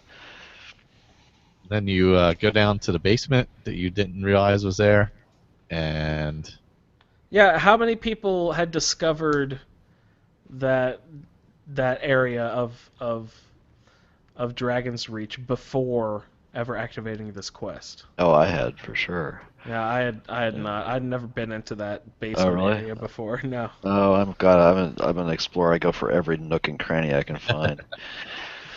Yeah. Yeah, me too. Usually. I still haven't been into his bedroom this playthrough. Oh, I always really? like to go search through Balgriff's bedroom. Yeah, I always go in there and steal his stuff. That's always good. Just avoid that damn Baron Zaya stone. Oh, I just picked the one up for at the end of the Dead Crone Rock. There's one there. Oh yeah. So well, maybe I need to go collect all those 10 pages in the Soul Cairn and then top it off by go collecting all the 24 stones of Baron Zaya on top of it. The closest I've ever come to that is actually my old 360 character. I was just looking at it. I think I have like 22 of them now. Oh man. I have finished You're it. so close. Yeah. I know, but you know, with it's not like I can't. I have no idea where I haven't gone with it. So that's the worst part. Yeah. Well, there's the mod that puts the arrows up, so that might tell you where you right, have. but this is the 360 character, so I can't. Oh crap! Yeah, you can't. You just have to go to the UESP, look up the checklist, and one. revisit every single damn place on the checklist. Yeah. Oh, gross. So. And you're probably so high with that character anyway that money isn't really an object anymore. Oh, not at all. He's like 66, and he's got 240,000 gold right now. So he's the only benefit for that Stones of Baron Zaya quest is that you get just more gems than you would ever know what to do with, so you can sell them. You know. I just remember not having enough room for all the gems that you used to start getting at that point. The one time I did it, and then I made I promised myself from that point on I will never ever pick up one of those damn things ever again. Yeah, no, I'm not particularly interested in finishing it. I mean, I'd like to say that I've done it, but yeah, I sure don't need the money. Yeah. So yeah, I didn't. I mean, I'm not particularly interested in the blade in this playthrough either, so I just sort of hung it on my wall in Anis's cabin and went on my merry way doing other stuff. The ebony blade. So. Oh, the ebony blade. We need to get into the ebony blade a little bit here. But where were we? Did we get to the point where we talked to Nelkir, then we went down and discovered the door. Right. And what did we find at the door, Victor? Who's there? Who's there? Mephala is there. Knock knock. Who's Knock, there? knock. Mephala. Mephala ho. Yeah, what does she say? I don't remember. I'm sorry. I'm Mephala like crap. Come back tomorrow. Yeah. But you need to. Oh God, I don't have the page up. Somebody else do this. I'm sorry. No, you don't have to apologize for anything. I don't even know you get You go talk to Nelkir after you've discovered who's behind the door, and you have to get the key from Farengar or that's right. So I Balgruff. had to kill Farengar. That's right. Yeah, poor guy. Did you kill Farengar? You said. I just went out. Yeah, I just walked up and killed him and took the key. That's how you got it. That would be amazing. He deserves it, but is that Yeah. possible? Is he not a protected NPC, whatever this guy's essential? No, he's not essential. Oh, we nice. get past the Dragon Quest, he's not? No, I killed him.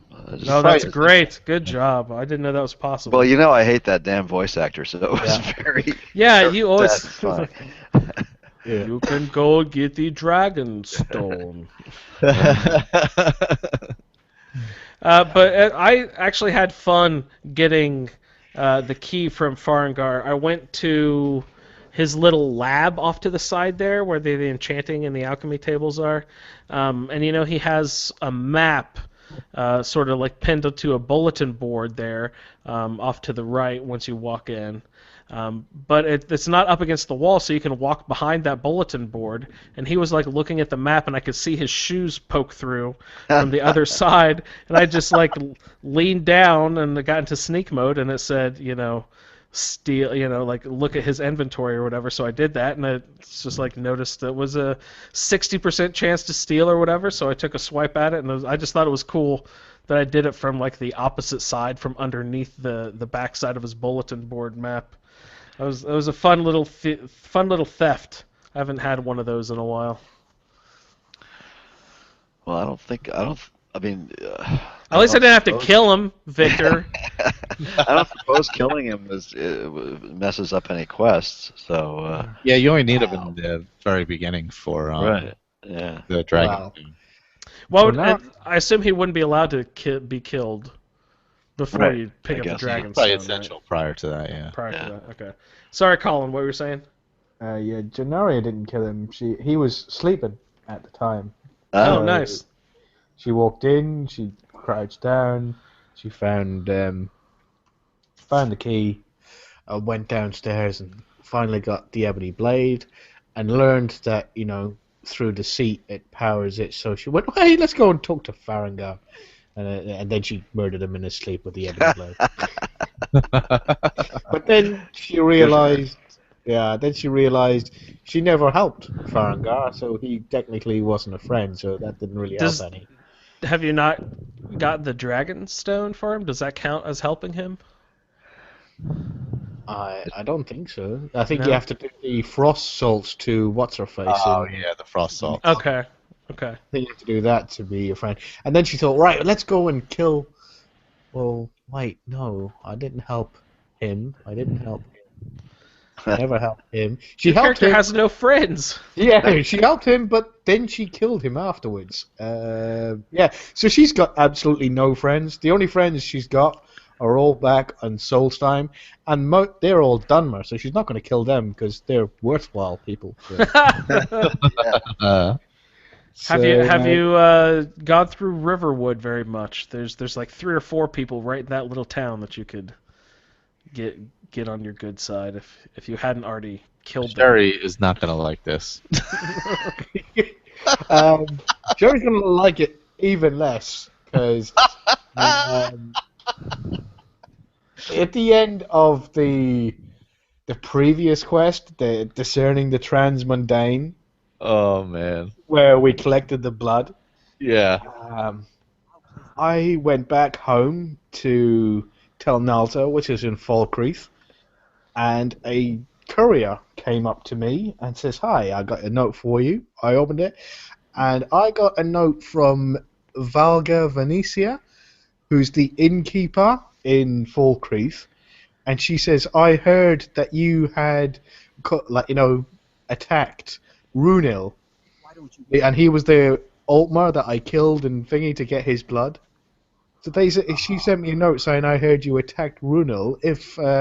And I'm interested in meeting with somebody who doesn't mind a bit of violence." So I go all the way to Falkreath, which is just down the road from Tel Nalta. I pop in, and she goes, "Yeah, I'd like somebody beaten up if you're of a mind to." And you're like, "Yeah, sure." Or you can say, "No, I'm not into violence." And she goes, "Oh, I want you to go and kick Boland in the face." It's like, really? That guy, the Solof's brother, that guy who runs the mill, who's the rudest man in the entire game. Because he's the guy who goes, "Oh, you're a provincial," and sort of I can't believe we're letting provincials wander around Skyrim. And even if you're a Nord, when he talks to you, he goes, "Oh, I think you'll find me and my brother are the only true Nords in Falkreath." Yeah, that guy sucks. I know who you're talking about. Yeah. Yeah. I've killed him several times. Yeah, you get the quest to go in there and then kick his teeth in. The only problem is that I think it's slightly broken because you go there, you can't initiate him in conversation saying that, Valga Venetia sends her regards and then beat him up. So the minute you start laying into him with your fists, a guard comes in to try and arrest you. So I said, what is it? So the guard comes in and goes, "Oi, stop that." And she goes, "Hey, I'm a Thane. I'm allowed to kick some scum like this in the face. Anyone's ass who I want." Yeah, so he leaves. And then I started kicking his teeth in again. Then the guard came back in again. I went, "Stop that." He goes, "This time you're going to have to pay a fine." I was like, all right. So we paid a fine and we went to jail. And then we came back out and then we went back in and then we kicked his teeth in again and paid the fine off again. And then we went back to Valga and says, yeah, we punched him lots and lots. And now he keeps, every time you walk past him, now he says, hey, I don't want to get in another fight with you. He's afraid of you after that, which is a lot of fun. Man, that guy's a jerk. Yeah, so I never had Good that thing you quest whipped him ever into before. submission. Yeah, I never had that quest ever before. So who did you say gave that to you? Someone... Valga Venetia, the woman, she sends a courier. Courier sends a note to you saying, from her saying, you like a bit of violence. I've got a job for you if you're of a mind to. Sounds like a Dark Brotherhood Radiant quest or something. Yeah, that's cool. She whatchamacallit, yeah, and I never would have got it if I hadn't have murdered Runil for his blood. Interesting. See, so it is good to murder in the game. I mean, Sherry has to agree with that at least, right? Yeah. Can't argue. Bethesda purposely created it so I had to kill Runil to get his blood. Exactly. It's in the rule. It's in the rule. I just have to find the person who wanted me to kill Findel, and I'm golden. I think I accidentally killed him early on in my game. Vandal or the other guy? Vandal. Was he your follower at one point? No, I think I bashed him in the back of the head or something. Oops. Yeah, well, I killed him while I was sleeping. I was kind about it. Yeah, it happens, Sometimes you hit him with a warhammer in the back of the head. He's one of those trainers that will train you in archery. So Yeah. you can have him as your follower, pay to get trained, and then go into his inventory and take the money back immediately. Yeah, I always forget to do that. Well, it's cheating. You don't want to do that. Oh, yeah, it is cheating. There's that. But, Yeah, of course. it's okay. You murder the man, but you don't steal his well-earned money. Don't take advantage of him while he's alive. Yeah, it's just like going to those Khajiit chests that are secret. Oh, yeah, those. Yeah, I've never gone to those, though, I have to say, so. Well, then your little arrow is pointing to the good side, then. Yes. Yeah. Yeah, and... All right. So did we actually discuss the ebony blade much here? Once you get the key, you go down to the room one last time, and Mephala opens up and gives you this blade. What what are the details here with this blade? What do you have to do? What happens with this blade? Do you remember at all, Victor? Have you played much with the ebony blade No, I haven't, personally? honestly. No. Yeah. I mean, Slythe used it a little bit, but I barely Mhm. remember what it did. I remember he liked that blood skull blade. He liked the Scythe. Blood Skull blade a lot, yeah. that was Shoot his that favorite. little energy beam out. That was Yep. cool. Michael, you are you up to this point? You didn't make it to the whispering door?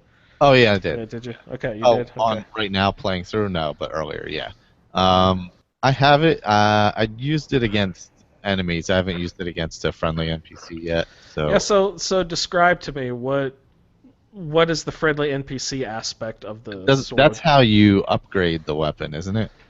Because you Yeah. can't myth it up. So Oh, I didn't know if you could I actually don't think you can. use an ebony ingot to smith it up or not. But I don't think you can actually. if you can't smith it up, there is a way to make it more powerful. What is the power that it has? Is it absorb health, I think? It absorbs health. Yeah. Okay, so It's it's like- another one of those sort of vampire swords. Yeah, it's like a vampire sword, basically. Yeah. Those are awesome. So do you remember any of the details offhand? I think it's you gotta kill 2 NPCs, 2 Yeah. friendly ones, and that increases it by 5, maybe. Something like that, and it depends on how friendly they are. Isn't it? If they're a follower, it's more than if they're just. Ooh, I didn't know about this friendly. aspect of it. I could be wrong. I'll look it up real quick. It's called.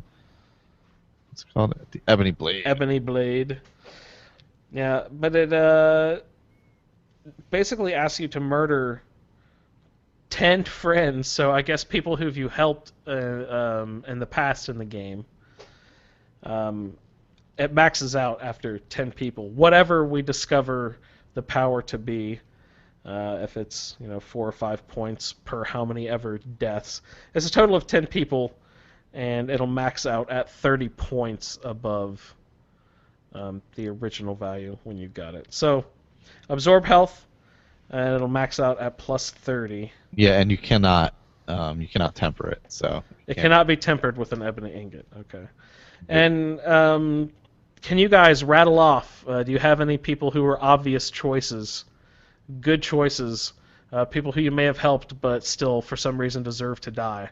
Do you guys have any of those sort of offhand, just like you remember in past playthroughs? Oh, this guy, I helped him, but I do not mind killing him in the end. Ulfric Stormcloak. Findle. Findall. Oh yeah. Everybody hates Findall, yeah. I don't know. Sven, I guess if you help him, can you kill him? Sven. Yeah, sure. Yeah, you can kill him. How about the innkeeper there in Riverwood too, and his sister? If you get them the golden claw, can you kill them then? Well, they can die in dragon attacks, so I don't see why you couldn't. There you go.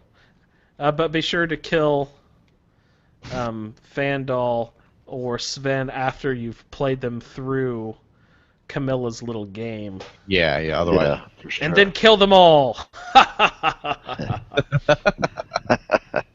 Yeah, it doesn't use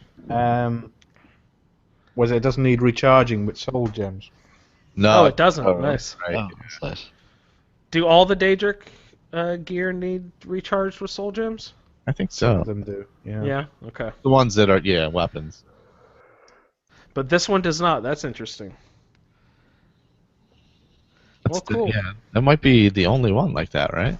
The only weapon one, not. Yeah. Well, of course the armor doesn't need it. Because they missed that absent-mindedly. They should have made it so you have to recharge armor too. Yeah, that would be. Yeah. Should break down, you would think. So 10 close friends. Any other ideas? We've got the people in Riverwood. I don't know. How about some orcs? You help the orc camps and then go kill some orcs, maybe. Can you become friends with the old orc?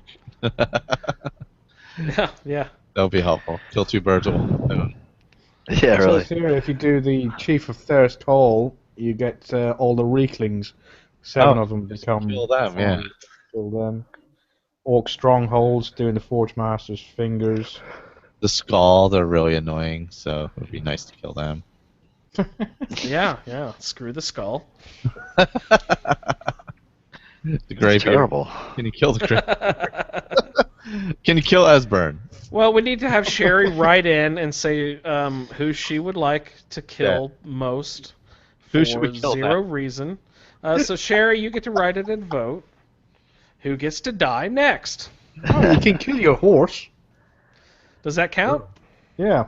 If you own a Nice. horse, you can kill that. Does that count towards the weapon? That's what it says in here. Holy cow. Each time, so you can go buy 10 horses Oh, boy. at 1,000 apiece. Andrew's 10,000. buying horses. I'm gonna open up a sausage factory, guys. It's delicious. Oh, come on by. The horse murderer. Get some Seabiscuit sausage. It's good stuff. Yeah.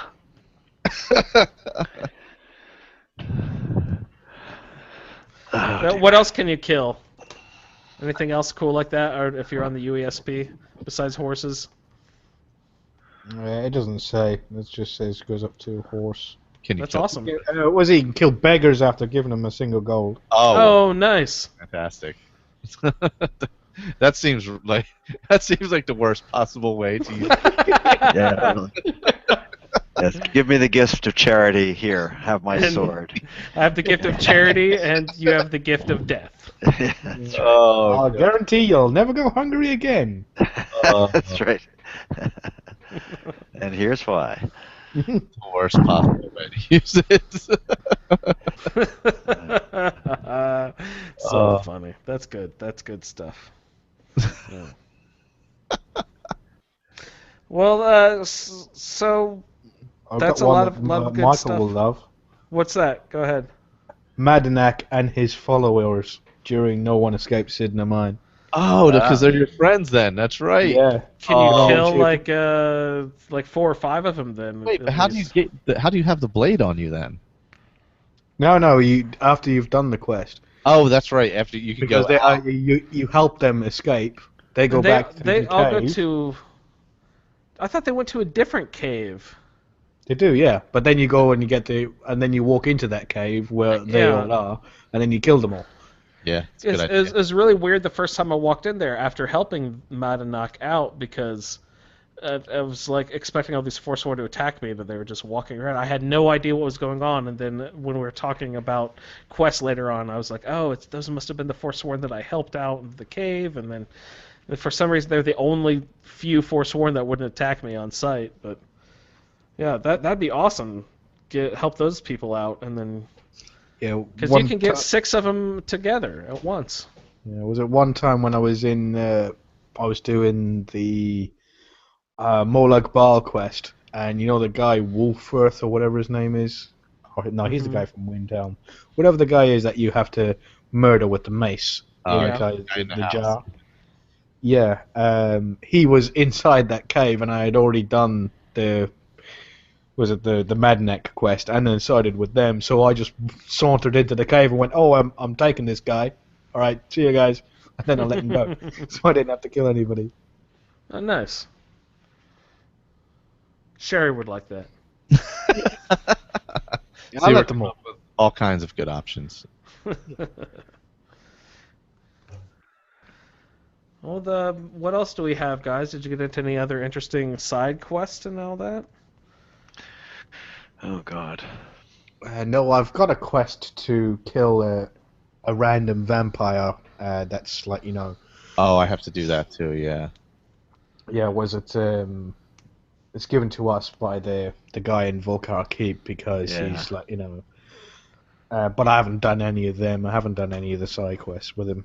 Because I get in and then I'm sort of like playing the game. I think I've done all these quests in a single day when I was playing the other day, but then I just get wound up because of get a few crashes here and there and Yeah. sort of like stops and starts. I remember you saying you were having trouble with that. Did that clear up at all? No, well, it did. I mean, I managed to get through the Whispering Door and the Cursed Tribe, Mm-hmm. I think, without any issues. Hmm. And then I think I had a couple of crashes while I was trying to do Mayrunes, I think. Yeah. and then I had a couple of crashes when I was doing the Dawnguard quests as well. So Oh no.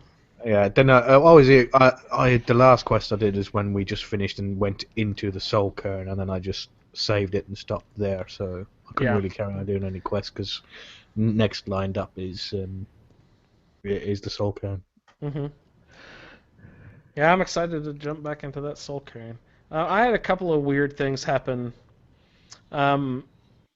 If anyone remembers, last character I was playing, I had a follower named Stenvar, who liked to wear the Executioner's mask that you get during the Dark Brotherhood quest, I believe. Like when you have to kill those people up when there. they're on the abandoned shack. Yeah, the abandoned shack. You can collect those hoods and stuff.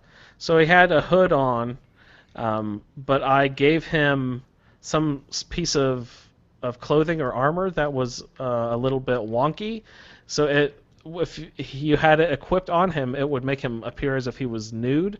So he had the Executioner's hood on and no clothes other than that, and he looked terrifying being naked with an Executioner's hood on and a two-handed warhammer coming at you. But I had a similar experience happen this week with my child at my house. I gave him a bugged piece of clothing, and now he's running around the house in his skivvies. Oh God. I tried a new mod recently. I forget exactly what it's called, but it's supposed to put good armor on the couriers. But I forgot that it requires immersive armors, which is a big armor mod, and I didn't have that loaded into the game. So I had a bunch of couriers running around basically as disembodied heads. They were just floating around with no body at all. So it was good for some laughs, and then I fixed it. Good stuff. I said that I had built the house, Winstead Manor, up there near Solitude, right?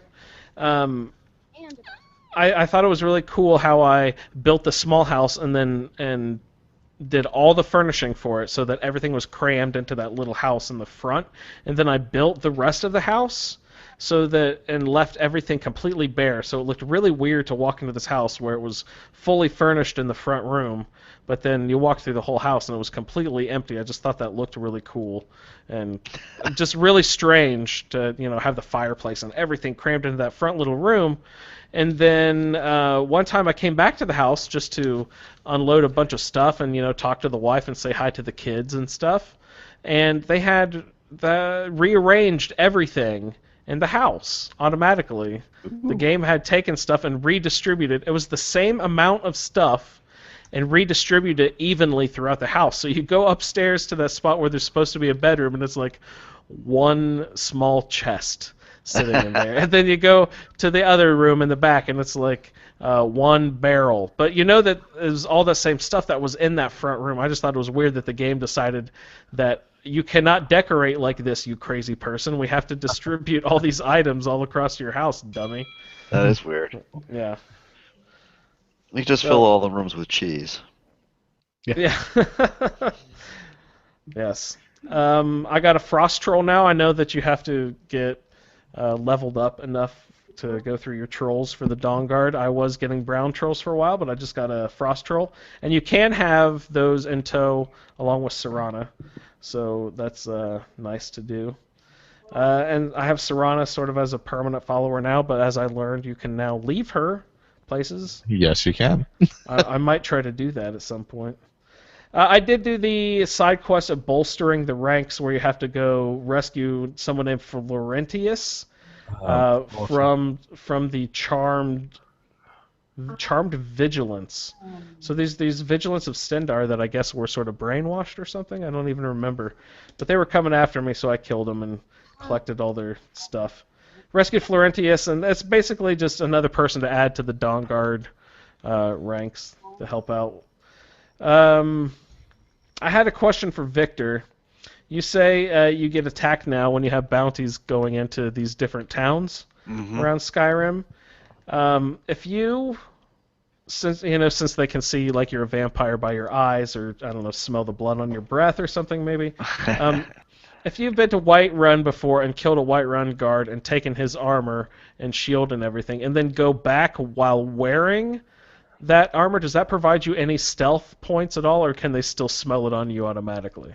I have no idea. I doubt that that's something that they thought of, but I was thinking about that. I was like, ooh, I wonder if he had, Dawnguard, or not Dawnguard, but Dawnstar armor on, if he went and talked to them, if they would not notice. There is a faction armors mod you could install.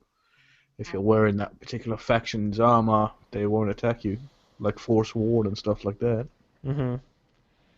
That's a nice option. Mm. What are you playing there, Michael? We can hear it in the background. What's happening? Whispering Door. Oh, nice. Yeah. Figured I'd get through that because it was short.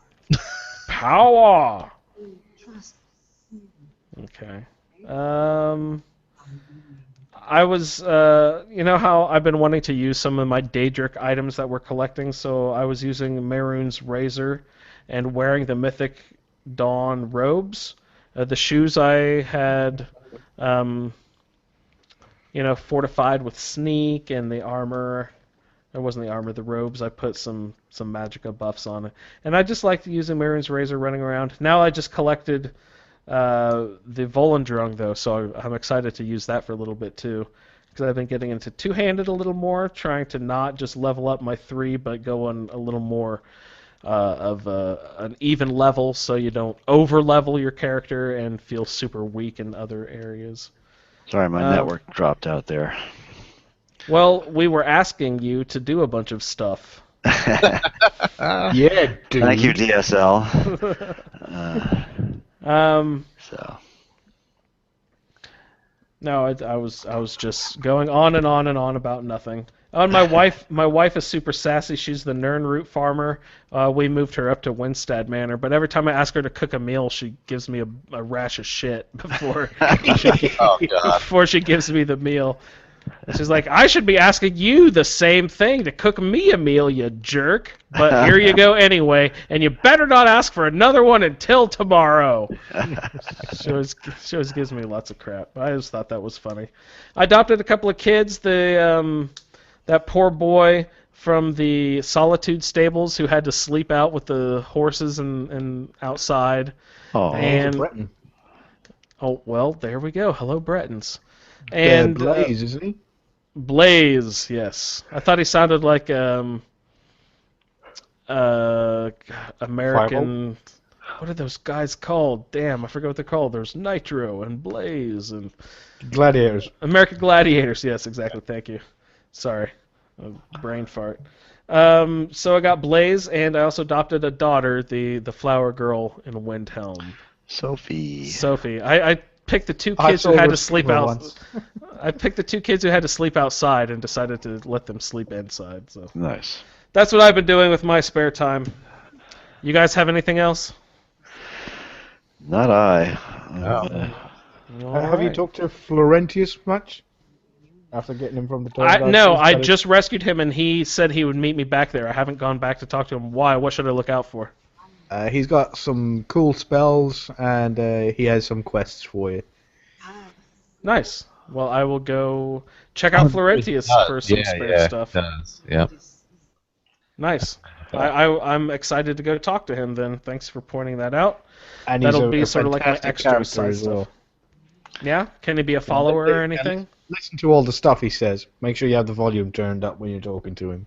Yeah, that's something I'm bad about sometimes, is like if the baby's sleeping, I'll play with the sound off or something. But You can always put the captions on. captions on, yeah. Yeah. I do that as well. But anything else, gentlemen? Might wrap it up into a winding down mode. Yeah, I'm pretty much tapped out of stuff. I haven't been taking extensive notes, so I don't remember all the little side quests I've done. I've been working on the Mages College a little bit to grab a few things. Yeah, I need to get up there. That's always good. I found Tolfdir's Alembic when I was up there, so I still have that in my inventory, so I need to do that quest to give it back to Tolfdir. Yeah. Well, no, just don't give it back to him and always make fun of him when he's like looking for it. Well, then he wants you to find something else, which is what I'm trying to do now, because that's part of the final alteration master quest, isn't it? I For think. the master alteration, yeah. Yeah. So I have to go do that. Well, that's fun. Going up to Winterhold. But Doria's been working on her evil vampire skills, so. Does the college get along well with vampires? They don't seem to really care. I tend to feed on people like Berlina, and I've even fed on Tolfdir once or twice. Oh man. Ooh, I bet you he tastes old. Yeah, yes, but powerful. No, there you nice. Uh, That's funny. That's good. Yeah. So, and now that I've started the dragons, now I have to start worrying about them. So. Yeah, I just fought my first one the other day. Yeah. Today maybe. Yeah. It's kind of funny with Jonaria, where she's now a vampire. She's now 50%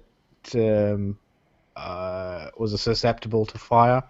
Yeah. But she has the Dunmer, where she was 50% resistant. So now she's just about even. Whereas was it Doria's got to be 25% susceptible to fire now, isn't she? Yeah, or more. The mod adds something to that, but also increases your resistance to frost and various other things. So.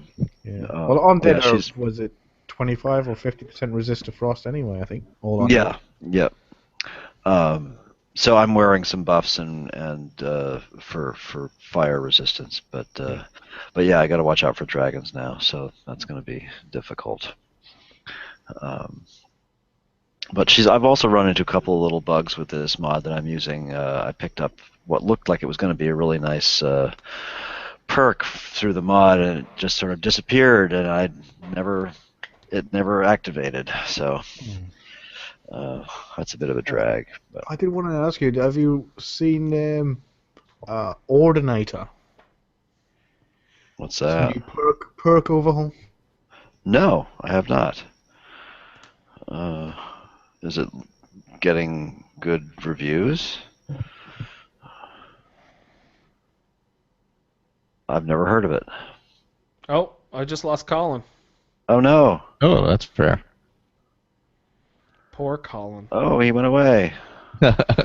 Hey, Victor, while Yes. we wait for Colin to hop back on, I was going to ask you about maybe a modcast update. Well, Michael wants to do like a live feed of installing Mod Organizer or something like that. Is that what you want to do? Yeah, maybe we could try that. I have to figure out which day next weekend. Yeah. That's my only thing. It's I'll figure it out this weekend which day, and we can probably wrap Fallout show in with it. Yeah, and So- Colin wants to sort of reorganize or reformat the modcast, which is fine with me. Yeah, it would be neat to try different mods each time and Hmm. see how they work out and stuff like that. How? Yeah, and I'd like to talk about some of the. There's been a lot of really good new things coming out, and like that Somerset Isle thing and various other stuff. So yeah, it'd be fun to talk about some of that. Yeah, I'd definitely like to play through a bunch of the quest ones because I've never done them obviously, and I have I don't know 1 million hours in the game. So it'd be pretty cool to jump into some of those other quests and just see how they feel, Yeah. I got to be honest, but as far as just a quick aside about Fallout, I have tried to really like those games, and I just can't muster enough enthusiasm Oh, to no. keep playing them. I'm sorry. I'm Are you just done? not- Are you going back to Witcher? Yeah, I'm gonna play The Witcher and Yeah. stuff like that and stuff. Yeah, I just don't have enough time to play all that. Yeah, So I mean, I'd love to still participate, but I won't have much to say because I'm not playing them. But Yeah, there's no reason to play it if you don't enjoy it. yeah. So I don't know. I don't know that I am loving Fallout New Vegas. I'm starting to get more into it the more I get into it, but it's a little bit of a chore. yeah. Getting into it. But I'm just into it for basically the podcast aspect of it and the community. I know, and I know you have a bunch of other games you like to play, but I'm just basically Skyrim and now a little bit of New Vegas on the side. You should give 3 a try. I really 3 I got into pretty quickly. It's funny. I saw in some sort of chat room or something about Fallout that, and numerous people were chiming in about this, that 3 is the bad one. Oh really? Yeah, you'll find everybody's got an opinion, just like everybody's got an asshole. It's like they're both good games. I think a lot of people like New Vegas better. I think it's deeper in terms of quests and interesting things to do. Yeah. But Fallout 3 is more a Bethesda-like game. Yeah. I think that's why I found it easier to fall into it. Mm-hmm. Yeah. No, I've enjoyed it enough, but I just can't bring myself to really get. I don't know. I can't muster the enthusiasm. Yeah. So. Hey, what was Colin saying before he fell off? Yeah. Well, I was just asking if you had seen the Ordinator, and I clicked the wrong bloody thing. Oh, that's not the Ordinator. That's the tab. Oh, I ordinated myself right off the show. That's right. Yeah, it's just a new perk overhaul. It's called Ordinator. It adds 400. It just popped up on the front page there on Nexus. Yeah, I'm looking at it now. Who did it? That's a familiar looking name for the mod author there. There's like a YouTube video on it, and some of I was having a read through, and you have like stuff like was it an alteration? You have alter self resistances. You may choose 2 resistance to increase by 25%. Wow. Stuff. I just wonder about. I mean, well, I need to sort of. He calls it the definitive perk overhaul. How much sky procking and all that stuff? Does this require? No, he says it doesn't require anything. Nothing. He says if it's the vanilla game, you just drop it in. Compatible with combat and enchanting mods, already contains features and changes similar to some popular thief skill overhaul. Spell packs need you'll need a compatibility patch for some spell packs, I guess, but that's not unusual. So let's see, it's compatible with Apocalypse, complete crafting overhaul. That's good. Lost Grimoire, Winter Mist. It might be fun to play with. Start a new character with it. Well, excuse me. I don't think what who was that in the background there? That's are you looking for people to kill, Michael? I heard. Yeah. I'm talking to in the Whiterun, talking to Adrienne, selling some stuff. Thought Lydia was getting mouthy. It was a good. Yeah, it was a perfect little. Perfect timing. Perfect timing. Yeah. Anyway, yeah, looks like fun. I'll have to try it out. Sounds good. Does anybody have anything else? Michael, do you have any network news or anything you need to go over? No, not yet. Maybe, hopefully, we'll see. Maybe. Okay. Otherwise, you can find all the stuff in the normal place. Yeah, keep your eyes peeled for asapodcasting.com, everyone. Oh, and the schedule for if you want to join in the roundtable, the schedule is over there as well. Yeah, we are constantly having tons of people just wanting to hop on and do play along, so please do not feel intimidated. Just sign on up and we will give you some attributes, and hopefully you will do us the courtesy of preparing some material to send back in that we can use on the show. We love having people aboard, and the more the merrier. So send us an email to skyrimroundtable@gmail.com if you're interested in joining up, playing the game with us. Anything else? Last news. I'm good at this point. All right, sounds good. Our next episode will be Saturday, September 5th at 5 p.m. U.S. Eastern Time, where we will play the Dawnguard quests of Scroll Scouting will be number 15. Number 16 will be Beyond Death. And our Daedric quest for next episode will be The Break of Dawn, which is Meridia's, and number 18, House of Horrors. That's the one over in Markarth, is it not? That's more like Ball, right? Molag Bal had the rusty mace. Yeah. Yes. Yes, so that's the plan. We'll see everyone on September 5th. Thanks everyone for tuning in, and happy Skyrimming.